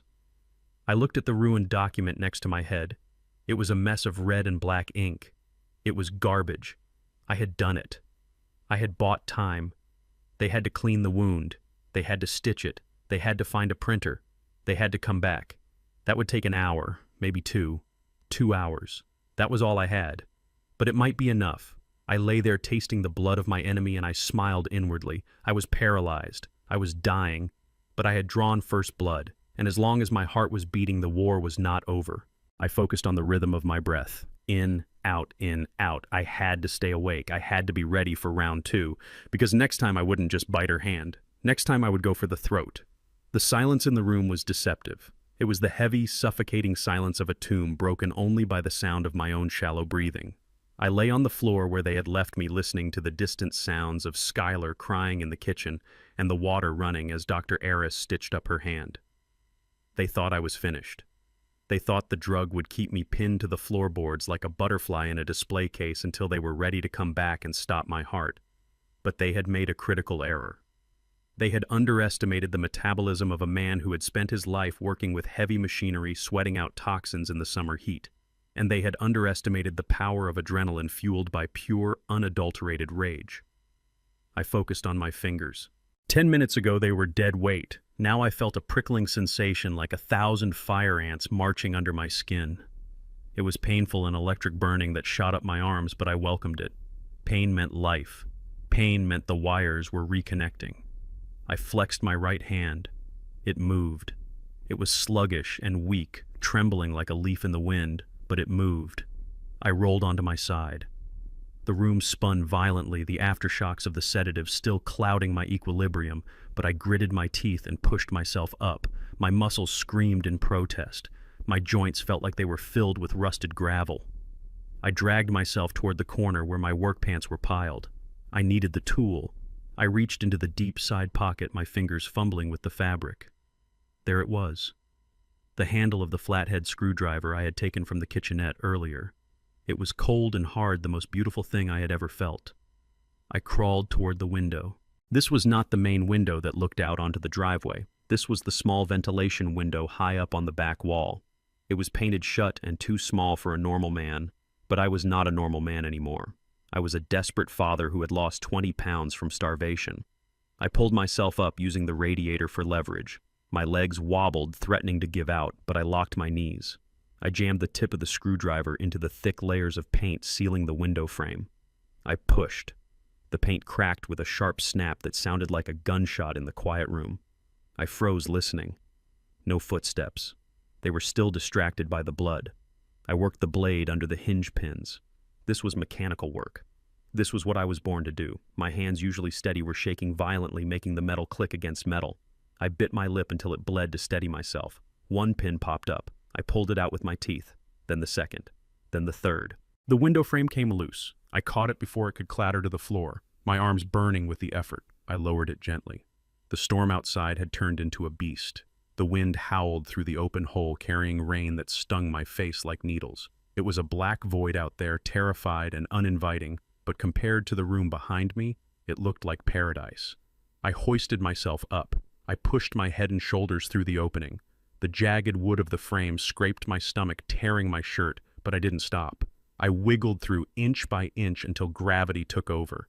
I tumbled out into the night. I hit the wet earth hard. The impact knocked the wind out of me. I landed on my bad shoulder, the one with the arthritis. A bolt of white-hot pain shot through my body, blinding me for a second. I lay there in the mud, gasping, the rain pounding on my back. I was soaked to the bone in seconds. The cold was brutal, seeping into my already weakened muscles, threatening to seize them up again. I wanted to just lie there. It would be so easy to just close my eyes and let the earth take me. But then I saw the light. The back door of the main house flew open. A beam of light cut through the rain. Dr. Eris stepped out onto the patio. He was holding a large flashlight in one hand and something long and wooden in the other. A baseball bat. My grandson's baseball bat. He shouted, "Winston, I know you are out here. There is nowhere to run." He had checked the room. He had seen the open window. I scrambled to my feet. My legs were heavy, sinking into the mud. I slipped my face, splashing into a puddle of grime. I clawed at the grass, pulling myself up again. I couldn't outrun him. He was 40 years younger than me. He was healthy. He was strong. If I tried to run for the gate, he would catch me before I made it halfway across the lawn, and he wasn't coming to sedate me this time. The bat told me everything I needed to know. He was coming to beat me to death and blame it on a fall. I saw the beam of his flashlight sweep across the yard, getting closer to my position. I needed to move. I needed a weapon, but I had nothing but a screwdriver and my wits. Then I remembered the garage. I remembered the wiring project. I remembered the trap I had laid in my mind days ago, a fail-safe I had noted when I broke the circuit for the electricians. I didn't run away from him. I ran toward the side of the garage, keeping low, using the bushes for cover. My heart was pounding so hard I thought it would explode. My breath came in ragged, wheezing gasps. Eris heard me. He heard the squelch of my boots in the mud. He yelled, "There you are!" He started running. I could hear his footsteps splashing behind me, closing the distance fast. He was fast. Too fast. I rounded the corner of the garage. This area was a mess of construction debris and old machinery. It was dark, the shadows deep and treacherous. I scanned the ground frantically. I was looking for the external power junction box, the one with the frayed cover, the one sitting near the depression in the ground that always flooded when it rained. There it was, a gray metal box mounted low on the wall, and right beneath it a large pool of standing water fed by the runoff from the roof. I jumped over the puddle, landing heavily on the other side. I turned around to face him. I stood with my back to the wall, chest heaving, looking like a cornered animal. Aris came around the corner. He slowed down when he saw me. He smiled. The flashlight under his chin made him look like a demon. He tapped the bat against his palm. He said, "End of the line, old man. You put up a good fight, but you are just making it painful for yourself. Skylar is very upset about her hand. I promised her I would bring back your teeth as a souvenir." He stepped forward. He was standing on the edge of the puddle. One more step, and he would be in the water. I reached behind me. My hand found the thick, rubber-insulated cable running out of the junction box. This was the main feed line for the garden pumps. It carried 240 volts. I had loosened the coupling earlier in the week, exposing the copper core, intending to fix it. I never did. Eris raised the bat. He took the step. His expensive leather shoe splashed into the water. He said, "Say hello to Tyson for me." I gripped the cable. I didn't hesitate. I didn't think about the morality of it. I thought about my son choking on his own blood. I thought about the signature on the death warrant. I shouted, "You can tell him yourself." I yanked the cable free from the wall mount and slammed the exposed copper end directly into the puddle of water at his feet. The reaction was instantaneous. Blue sparks exploded from the water, lighting up the night like fireworks. The water hissed and boiled. Eris stiffened. His entire body went rigid, his back arching in an unnatural curve. The scream that tore from his throat was not human. It was a guttural, vibrating sound of pure agony. The electricity surged through the water up his legs and locked every muscle in his body. The flashlight flew from his hand, spinning into the darkness. The bat dropped into the mud. He shook violently, doing a macabre dance in the rain, his eyes rolling back into his head. I held the cable for 3 seconds. 1, 2, 3. Then I let go. The cable fell into the water, still spitting sparks. Ares collapsed. He fell face forward into the mud, landing with a heavy, wet thud. He didn't move. Smoke was rising from his shoes. The smell of ozone and singed hair mixed with the smell of the rain. I stood there panting, my hands still raised in the air. I waited for him to get up. He didn't. I stepped carefully around the electrified puddle. I walked over to him. I nudged him with my boot. He groaned. He was alive, but he wasn't going to be walking anywhere. His nervous system was fried. He was out cold. I looked down at the man who had killed my son. He looked pathetic now, covered in mud, defeated by a 69-year-old man with a screwdriver and a memory of how circuits work. I didn't feel triumph. I felt cold resolve. The monster was down, but the head of the snake was still in the house. Skylar was still in there, and she still had the phone. And she still thought she was winning. I picked up the flashlight from the grass. It was heavy, made of solid metal. I tested the weight of it in my hand. It felt good. I turned toward the main house. The rain washed the mud from my face. I was done hiding. I was done running. I was going back inside, not as a victim, not as a ghost, but as the man of the house. I walked toward the back door, the flashlight beam cutting a path through the storm, leading me straight to the final reckoning. I walked out of the darkness of the garden and onto the wet pavement of the main road.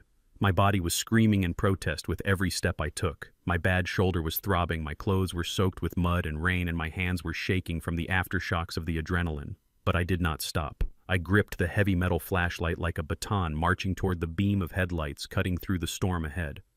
A black SUV idled on the shoulder, its engine purring like a large cat. As I approached, the back door swung open. Mr. Eldridge was inside. He did not say a word. He simply reached out a hand. I took it. His grip was firm, warm, and reassuring. I pulled myself into the leather seat, the warmth of the climate control hitting me instantly. I collapsed back against the headrest, letting the flashlight roll out of my hand onto the floor mat. Eldridge looked at me. He looked at the mud on my face, the blood on my shirt from where Skylar's hand had bled on me, and the sheer exhaustion in my eyes. He asked, "Is it done?" I nodded. I told him Eris is down. He is in the backyard. He won't be walking for a while. Eldridge signaled the driver. He said, "Get us to the precinct. Now." The car tore away from the curb. I watched the estate disappear in the rearview mirror, a fortress of lies shrinking into the distance. But we weren't running away. We were going to get the cavalry. The drive to the police station was a blur of city lights and silence. I spent the time checking my pockets. I had everything. The toothbrush that proved Leo wasn't my grandson. The transmitter from the table leg that had recorded every conspiracy Skylar and Eris had hatched. The video files Eldridge had on his tablet. We had the weapon, the motive, and the confession. We walked into the precinct like men on a mission. The desk sergeant looked up, startled by my appearance. But Eldridge flashed a card and demanded to see the chief of detectives. Money and power speak a language that cuts through red tape. Within 5 minutes, we were in an interrogation room, laying it all out on a metal table. I watched the detectives' faces change. They went from skeptical to horrified as they listened to the audio of Skylar discussing the second injection. They watched the video of her stealing the crypto key while my son lay dying. The lead detective, a man named Miller, who looked like he had seen everything, slammed his fist on the table. He stood up. He said, "Get the warrant. Get the SWAT team. We have a hostage situation and an attempted murder in progress." I felt a wave of relief so profound it almost made me dizzy. They believed me. Finally, after days of being gaslighted, starved, and hunted, the truth was out. I insisted on going with them. Miller tried to say no, but I looked him in the eye. I told him that was my house. That was my grandson, even if not by blood inside that house. I told him I needed to see it end. He agreed. The ride back to the estate was very different. I was in the back of a squad car this time. The siren wailed a banshee scream announcing that Judgment Day had arrived. I looked out the window and saw a convoy of blue and red lights stretching behind us. It was beautiful. We pulled up to the gate. The officers didn't wait for the code. They rammed the iron gates with the bull bar of the lead vehicle. The metal screeched and gave way. We roared up the driveway. The house was dark except for one light, the chimney. I saw thick black smoke billowing out of the chimney stack. I shouted, "She is burning the evidence! She is burning the fake will and the insurance papers!" The cars skidded to a halt on the gravel. Doors flew open. Officers poured out weapons, drawn their voices shouting commands that echoed through the night. "Police, open up! Come out with your hands up!" There was no answer. Miller signaled the breach team. They rushed the front door with a battering ram. One swing, two swings. The expensive mahogany door splintered and flew open. I followed them in, flanked by two officers. The smell hit me first. Not the smell of roasted steak this time, but the smell of burning paper and panic. We swept through the hallway. The living room was empty. The kitchen was empty. Then we heard screaming coming from the library. We rushed in. The scene before me was chaos. Skylar was frantically shoving documents into the fireplace. The flames were licking high, consuming the paper trail of her crimes. But she wasn't alone. She was holding Leo with one arm, dragging the terrified, crying child toward the French doors that led to the patio. She was trying to run, and she was using the boy as a shield. Miller shouted, "Drop the boy." Skylar let him go. Skylar spun around. Her eyes were wild, the pupils dilated with fear and madness. Her hair was a mess. The bandage on her hand was soaked through with fresh blood where she had ripped her stitches in her panic. She screamed, "Get back! Do not come near me! This is my house! You can't be here!" Leo was wailing, reaching out for anyone to help him. He looked at me. He screamed, "Grandpa." That word broke my heart. Even after everything to him, I was still Grandpa. I stepped forward past the police line. Miller tried to grab me, but I shook him off. I said, "Skylar, it is over. Look outside. There are 20 cops out there. Eris is lying in the mud in the backyard. There is nowhere to go." She looked at me with pure hatred. She sneered. She said, "This is your fault. You ruined everything. You should have just died. Why didn't you just die?" I kept walking toward her slowly, my hands open. I said, "Let Leo go. He has nothing to do with this." She pulled the boy tighter against her. She grabbed a heavy brass letter opener from the desk and held it up like a knife. She said, "He is my son. He goes where I go. We are leaving." Miller raised his weapon. The other officers followed suit. Red laser dots appeared on Skylar's chest. I shouted, "No, don't shoot. You might hit the boy." I looked at Skylar. I spoke to the greed in her. I knew that was the only thing stronger than her fear. I said, "Skylar, listen to me. If you hurt him, you go away for life. No parole. But if you let him go, if you surrender now, you can get a lawyer. You can fight this. You still have a chance." It was a lie, of course. She was done. But she needed to believe she had an out. She hesitated. She looked at the guns. She looked at the fire dying down in the hearth. She looked at the heavy gold bracelet on her wrist, weighing her options. Slowly, her grip on Leo loosened. The boy didn't wait. He wrenched himself free and ran. He ran straight to me. I fell to my knees and caught him. I wrapped my arms around him, shielding his face from his mother. The moment he was clear, the officers moved in. "Get down. On the ground. Now." They swarmed her. Skylar screamed as they tackled her to the expensive Persian rug. The letter opener clattered across the floor. They wrenched her arms behind her back. I heard the metallic click of the handcuffs. I stood up holding Leo, who was burying his face in my neck. I handed him to a female officer who had rushed over. I told her to take him outside to keep him safe. Then I turned to face Skylar. 2 officers hauled her to her feet. She looked disheveled, broken, and feral. Her expensive suit was torn. Her face was smeared with soot and tears. She saw me standing there. The rage in her eyes was bottomless. She didn't look sorry. She looked furious that she had been caught. She lunged at me, straining against the cuffs. She spat at my feet. She screamed, "You old fool. You think you won. You have nothing. You are a pauper. I took everything from you. You are going to die alone in a nursing home. I hope you rot." The room went silent. The police officers looked at me, waiting for my reaction. They expected me to yell back. They expected me to curse her. But I felt a strange calmness wash over me. The adrenaline was fading, replaced by a deep, weary sorrow. I looked at the woman my son had loved. I looked at the woman who had poisoned him and tried to erase me. I walked up to her until I was just inches away. I looked her dead in the eye. I didn't raise my voice. I spoke with the quiet authority of a man who has walked through the fire and come out the other side. I said, "You are wrong, Skylar. You didn't take everything. You took my money, yes. You took my house.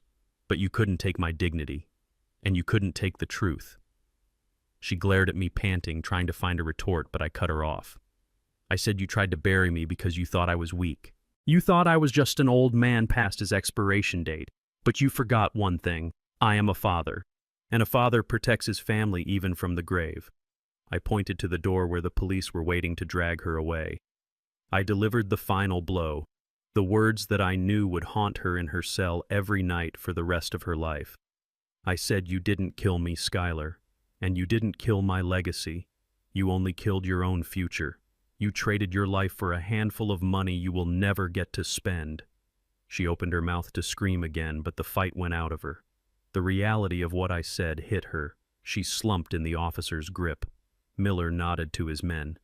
"Take her away." They dragged her out. I watched her go. I watched the woman who had terrified me for days be reduced to just another criminal in the back of a squad car. I stood alone in the library of the house that was built on lies. I looked at the fireplace where the embers of the fake will were turning to ash. I reached into my pocket and pulled out the picture of Tyson. It was crumpled and water-damaged from the storm, but his smile was still there. I whispered, "We got her son. You can rest now." I walked out of the house, past the flashing lights, past the paramedics loading a groaning Dr. Aris onto a stretcher. I took a deep breath of the cold night air. It tasted clean. It tasted like freedom. The nightmare was over. But my work was just beginning. I stood on the safe side of the one-way glass looking into the interrogation room. The lighting inside was harsh and fluorescent, stripping away Skylar's glamour and revealing the monster beneath. She sat handcuffed to the metal table, still wearing her ruined designer suit, her hand bandaged and stained with blood. But even now, caught red-handed, she had not lost her arrogance. She was not crying. She was negotiating. I listened through the speaker as she spun her web of lies for the detectives. She leaned forward, her eyes wide and pleading, painting herself as the victim of a manipulative psychopath. She claimed that Dr. Aris had forced her to do it. She claimed he had threatened her and her son. She said she only drugged me because Aris told her I was dangerous. It was a masterful performance. If I hadn't lived through the hell she created, I might have even believed her. She looked at Miller and demanded a lawyer. She demanded to be released on bail. And then she said the words that made my blood boil. She asked about the timeline for the insurance payout. She actually believed that even if she went to prison for being an accessory to a crime, she was still Tyson's legal wife and the primary beneficiary. She thought she could serve a few years in a minimum security prison and come out a multimillionaire. Miller looked at the glass-locking eyes with me for a brief second. He knew what was coming. He opened the door and signaled for us to enter. I walked into the room first, followed by Mr. Eldridge and a man Skylar had not expected to see. It was Mr. Vance Tyson's corporate attorney. He was a man of few words and sharp intellect, carrying a thick leather briefcase. Skylar's face went pale when she saw me. She recoiled as if she had seen a ghost. I didn't say anything. I just pulled out a chair and sat in the corner watching her. I wanted to see the moment hope died in her eyes. Mr. Vance sat opposite her. He placed the briefcase on the table. He didn't look at her. He simply opened the latches with a loud snap. Skylar tried to regain her composure. She sat up straighter. She said, "Mr. Vance, I am glad you are here. These officers are harassing me. I need you to explain to them that as Tyson's widow, I have rights." Mr. Vance pulled out a single blue folder. He looked at her over the rim of his glasses. He said, "Mrs. Rhodes, you seem to be laboring under a significant misunderstanding. You believe that you are the heir to the Rhodes estate. You believe that Tyson died without a will, or that the forged document you tried to force Winston to sign would have superseded his wishes." Skylar narrowed her eyes. She said, "I am his wife. The law is clear." Vance opened the folder. He slid a document across the table. It was titled, "The Tyson Rhodes Blind Trust." It was dated 6 months ago. Vance continued, his voice calm and lethal. He said Tyson was not blind, Skylar. He knew about the affair. He knew about the money you were siphoning from his accounts. He knew about the crypto theft. But he loved Leo, and he was terrified that if he confronted you, you would take the boy and disappear. So he made a plan. He moved every asset he owned, the house, the stocks, the savings, and the insurance policy, into this trust. Skylar snatched the document. Her hands were shaking so hard the paper rattled. She scanned the pages frantically. Vance pointed to a paragraph on the third page. He said, "Read the fidelity clause." Skylar read it. Her lips moved silently. Then she stopped. Her mouth fell open. Vance read it out loud for the room. He said, "The beneficiary of this trust shall be my wife, Skylar Rhodes, on the condition that for a period of 5 years following my death, she maintains a clean criminal record and is not proven to have committed adultery during our marriage. If any infidelity is proven, or if she is implicated in my death in any way, her share of the trust is immediately revoked and transferred to the secondary beneficiary." Skylar dropped the paper. She whispered, "Adultery." Vance nodded. He said, "We have the testimony of Dr. Eris. He has been singing like a bird in the next room to cut a deal. He confessed to the affair. He confessed to the paternity of the child. He confessed to the plot. You have violated every single condition of the trust." Skylar screamed.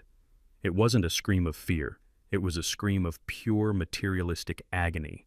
She slammed her fists on the table. She shouted, "No, you can't do this. That is my money. I earned it. I put up with him for 5 years. I deserve it." Vance closed the folder.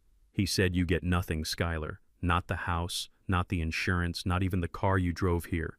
You are leaving this room with exactly what you brought into the marriage. Nothing." Skylar slumped back in her chair. She looked small. She looked broken. The realization hit her like a physical blow. All the plotting, all the poison, all the evil she had unleashed, it was all for nothing. She had destroyed her life for a treasure chest that was empty. But there was one final blow left to deliver. The door opened again. A social worker walked in. She was holding a file. Skylar looked up. She asked, "Where is Leo?" "I want to see my son." The social worker sat down. She looked at Skylar with pity and disgust. She said, "Mrs. Rhodes, we have received the emergency DNA results. We compared the sample from the child with the sample from Dr. Eris. It is a match. Tyson Rhodes was not the biological father." Skylar didn't deny it. She didn't care about the truth anymore. She just cared about possession. She said, "So what? I am his mother. I want him released to my custody, or to my mother's custody." The social worker shook her head. She said, "You are being charged with first-degree murder and conspiracy. Your lover is being charged with the same. Both biological parents are facing life sentences. As for your mother, we have records showing she was aware of your plans and accepted stolen money from you. She is currently being brought in for questioning as an accomplice." Skylar's eyes widened. She had dragged her own mother into this, and now she had lost her too. The social worker continued. She said, "Leo has no legal guardians left. He is being placed into the state foster care system immediately. He is already on his way to a temporary home." Skylar let out a low, guttural wail. She lunged across the table, trying to grab the social worker. She shouted, "Give him back. He is mine. You can't take him." The officers restrained her. They slammed her back into the chair. I stood up from my corner. I walked over to the table. Skylar looked at me, tears streaming down her face. She whispered, "Winston, please. You love him. You raised him. Take him. Please don't let him go to strangers. Tell them you are his grandfather." I looked at her. My heart was breaking. I thought about Leo. I thought about his laugh. I thought about the way he called me grandpa. I wanted to say yes. I wanted to take the boy and run. But I looked at the DNA report on the table. I looked at the woman who had created this tragedy. I spoke softly. I said, "I can't take him, Skylar. I am 69 years old. I have no money because you took it all. I have no home because you kicked me out. And the law says I am not his family." She sobbed. She said, "But you are family. You are the only father he knew." I shook my head. I said, "No. Family doesn't kill family. Leo is innocent, but he is a victim of your greed. If I take him every time I look at him, I will see the man who murdered my son. I will see you. I can't save him from the truth of who his parents are. The best thing for him now is to be far away from this toxicity. To start over with a name that isn't stained with blood." I turned to the detective. I said, I am done here. I walked toward the door. Behind me, Skylar broke down completely. She wasn't screaming about money anymore. She was screaming the name of her son. It was the sound of a woman who finally realized that people are not assets to be managed, but souls to be lost. I walked out into the hallway. I felt a heavy weight lift off my shoulders, but a new weight settled in my heart. Justice had been served. The bad guys were in chains, the money was safe, but there was no victory lap. There was just a quiet, empty sadness. I walked out of the precinct into the cold morning air. The sun was rising over the city, painting the sky in shades of purple and gold. It was a new day. Tyson was avenged. But as I watched a social services van drive away in the distance carrying a little boy with blonde hair and blue eyes, I wept. I wept for the grandson I never really had, and for the son who had loved him enough to die for him. The war was over, but the battlefield was littered with broken hearts, and I was the last soldier standing. 6 months have passed since the night the police lights flooded the driveway of the estate. The seasons have turned, and the cold, biting rain of that terrible week has been replaced by the warm, golden light of early autumn. I stood in the cemetery, but this time I was not standing in the mud, and I was not watching a fake widow perform a scene of grief. I was standing on green grass that had finally healed over the scar in the earth. The headstone was clean, polished granite bearing the name of my son, Tyson Rhodes. The silence here was different now. It wasn't the silence of secrets and lies. It was the silence of peace. I reached out and touched the cold stone. I didn't cry. I had shed all my tears in the precinct in the quiet nights alone in my new apartment, and in the moments when I woke up expecting to hear his voice. Now there was only a quiet, dull ache, the kind that lets you know you are still alive. I spoke to him. I told him that it was over. The trial had been swift. The evidence gathered from the transmitter in the table leg and the video files was undeniable. Skylar and Dr. Aris were sentenced to life in prison without the possibility of parole. They turned on each other in the courtroom, screaming and blaming, showing the world exactly who they were. It was ugly, but it was necessary. The judge called them monsters. I just called them the past. I told Tyson about Leo. That was the hardest part. The boy was in a foster home 2 towns over. I sent him letters, anonymous gifts, and money for his care, but I stayed away. I knew that one day when he was older, he might come looking for answers. And if he did, I would be there to tell him the truth. But for now, he needed to heal away from the shadow of the Rhodes name. I told Tyson that I hoped he understood. I hoped he knew that letting go was the hardest form of love I had ever practiced. I stood there for a long time watching the leaves drift down from the oak trees. I felt a hand on my shoulder. I didn't jump. I knew who it was. Mr. Eldridge stood beside me. He didn't say anything. He just stood witness a silent guardian who had helped me navigate the storm. We stood together, 2 old men who had seen too much breathing in the crisp air of justice. Later that afternoon, I sat in a conference room that smelled of mahogany and expensive coffee. But this wasn't an interrogation room. It was the office of the Tyson Rhodes Memorial Foundation. On the table in front of me sat a check. It was the payout from the life insurance policy, $5 million. For a long time, I just stared at it. To Skylar, this piece of paper was worth killing for. To her, it represented yachts, jewelry, and a life of idle luxury. To me, it looked like blood money. I didn't want it. I didn't want a single cent that came from the death of my boy. I drove an old truck. I wore simple clothes. I had no use for millions. But then I remembered who Tyson was. I remembered him as a boy taking apart toasters and radios trying to figure out how the world worked. I remembered the struggle we had to pay for his college tuition. I remembered how he wanted to build things. He wanted to solve problems. I picked up the pen. This time my hand didn't shake. This time no one was forcing me. I signed the documents that Mr. Vance had prepared. I am not keeping this money, I told the board members sitting around the table. I slid the check across the polished wood. I said this money is for them, the kids like Tyson, the kids from the neighborhoods where people say you can't make it, the kids who have grease under their fingernails and big dreams in their heads, but no money in their pockets. We established the Rhodes Scholarship for Engineering. Every year, 10 young men and women from underprivileged backgrounds would get a full ride to university. They would get mentorship. They would get a chance. As I signed the final paper, I felt a weight lift off my chest that I hadn't realized I was carrying. Skylar had tried to erase Tyson. She tried to turn his memory into a tragedy, but she failed. With this signature, I was turning his memory into a legacy. Decades from now, when I am gone and Skylar is forgotten in her cell, there will be bridges built by these students. There will be machines invented by them. Tyson's name will live on, not on a gravestone, but in the blueprints of the future. I walked out of the building and into the parking lot. My old Ford truck was waiting for me. It was dented, rusted, and had over 200,000 miles on it, but the engine purred like a kitten because I took care of it, just like I took care of my family. I climbed into the cab. I looked at the passenger seat. There was no one there, but I didn't feel lonely. I felt a presence. I felt the warmth of a job well done. I started the engine. The radio crackled to life, playing an old blues song that Tyson used to hum. I smiled. I am 69 years old. Most people think my life is over. They think I should be sitting in a rocking chair waiting for the end. Skylar thought I was weak. She thought I was prey. She looked at my gray hair and my slow walk and saw a victim. But she was wrong. We are not defined by our age. We are defined by what we are willing to fight for. I fought for the truth. I fought for my son. And I won. I put the truck in gear and pulled out onto the highway. The road ahead was long and open. I didn't know exactly where I was going, maybe to the coast, maybe to the mountains. It didn't matter. I had a full tank of gas and a clear conscience. I looked in the rearview mirror one last time. The city skyline was shrinking behind me.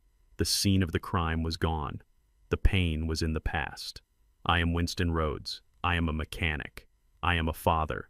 And I am proof that you should never underestimate a man who has nothing left to lose.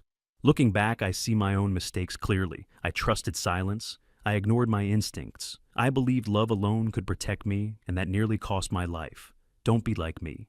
When something feels wrong, pause, question, and protect yourself early.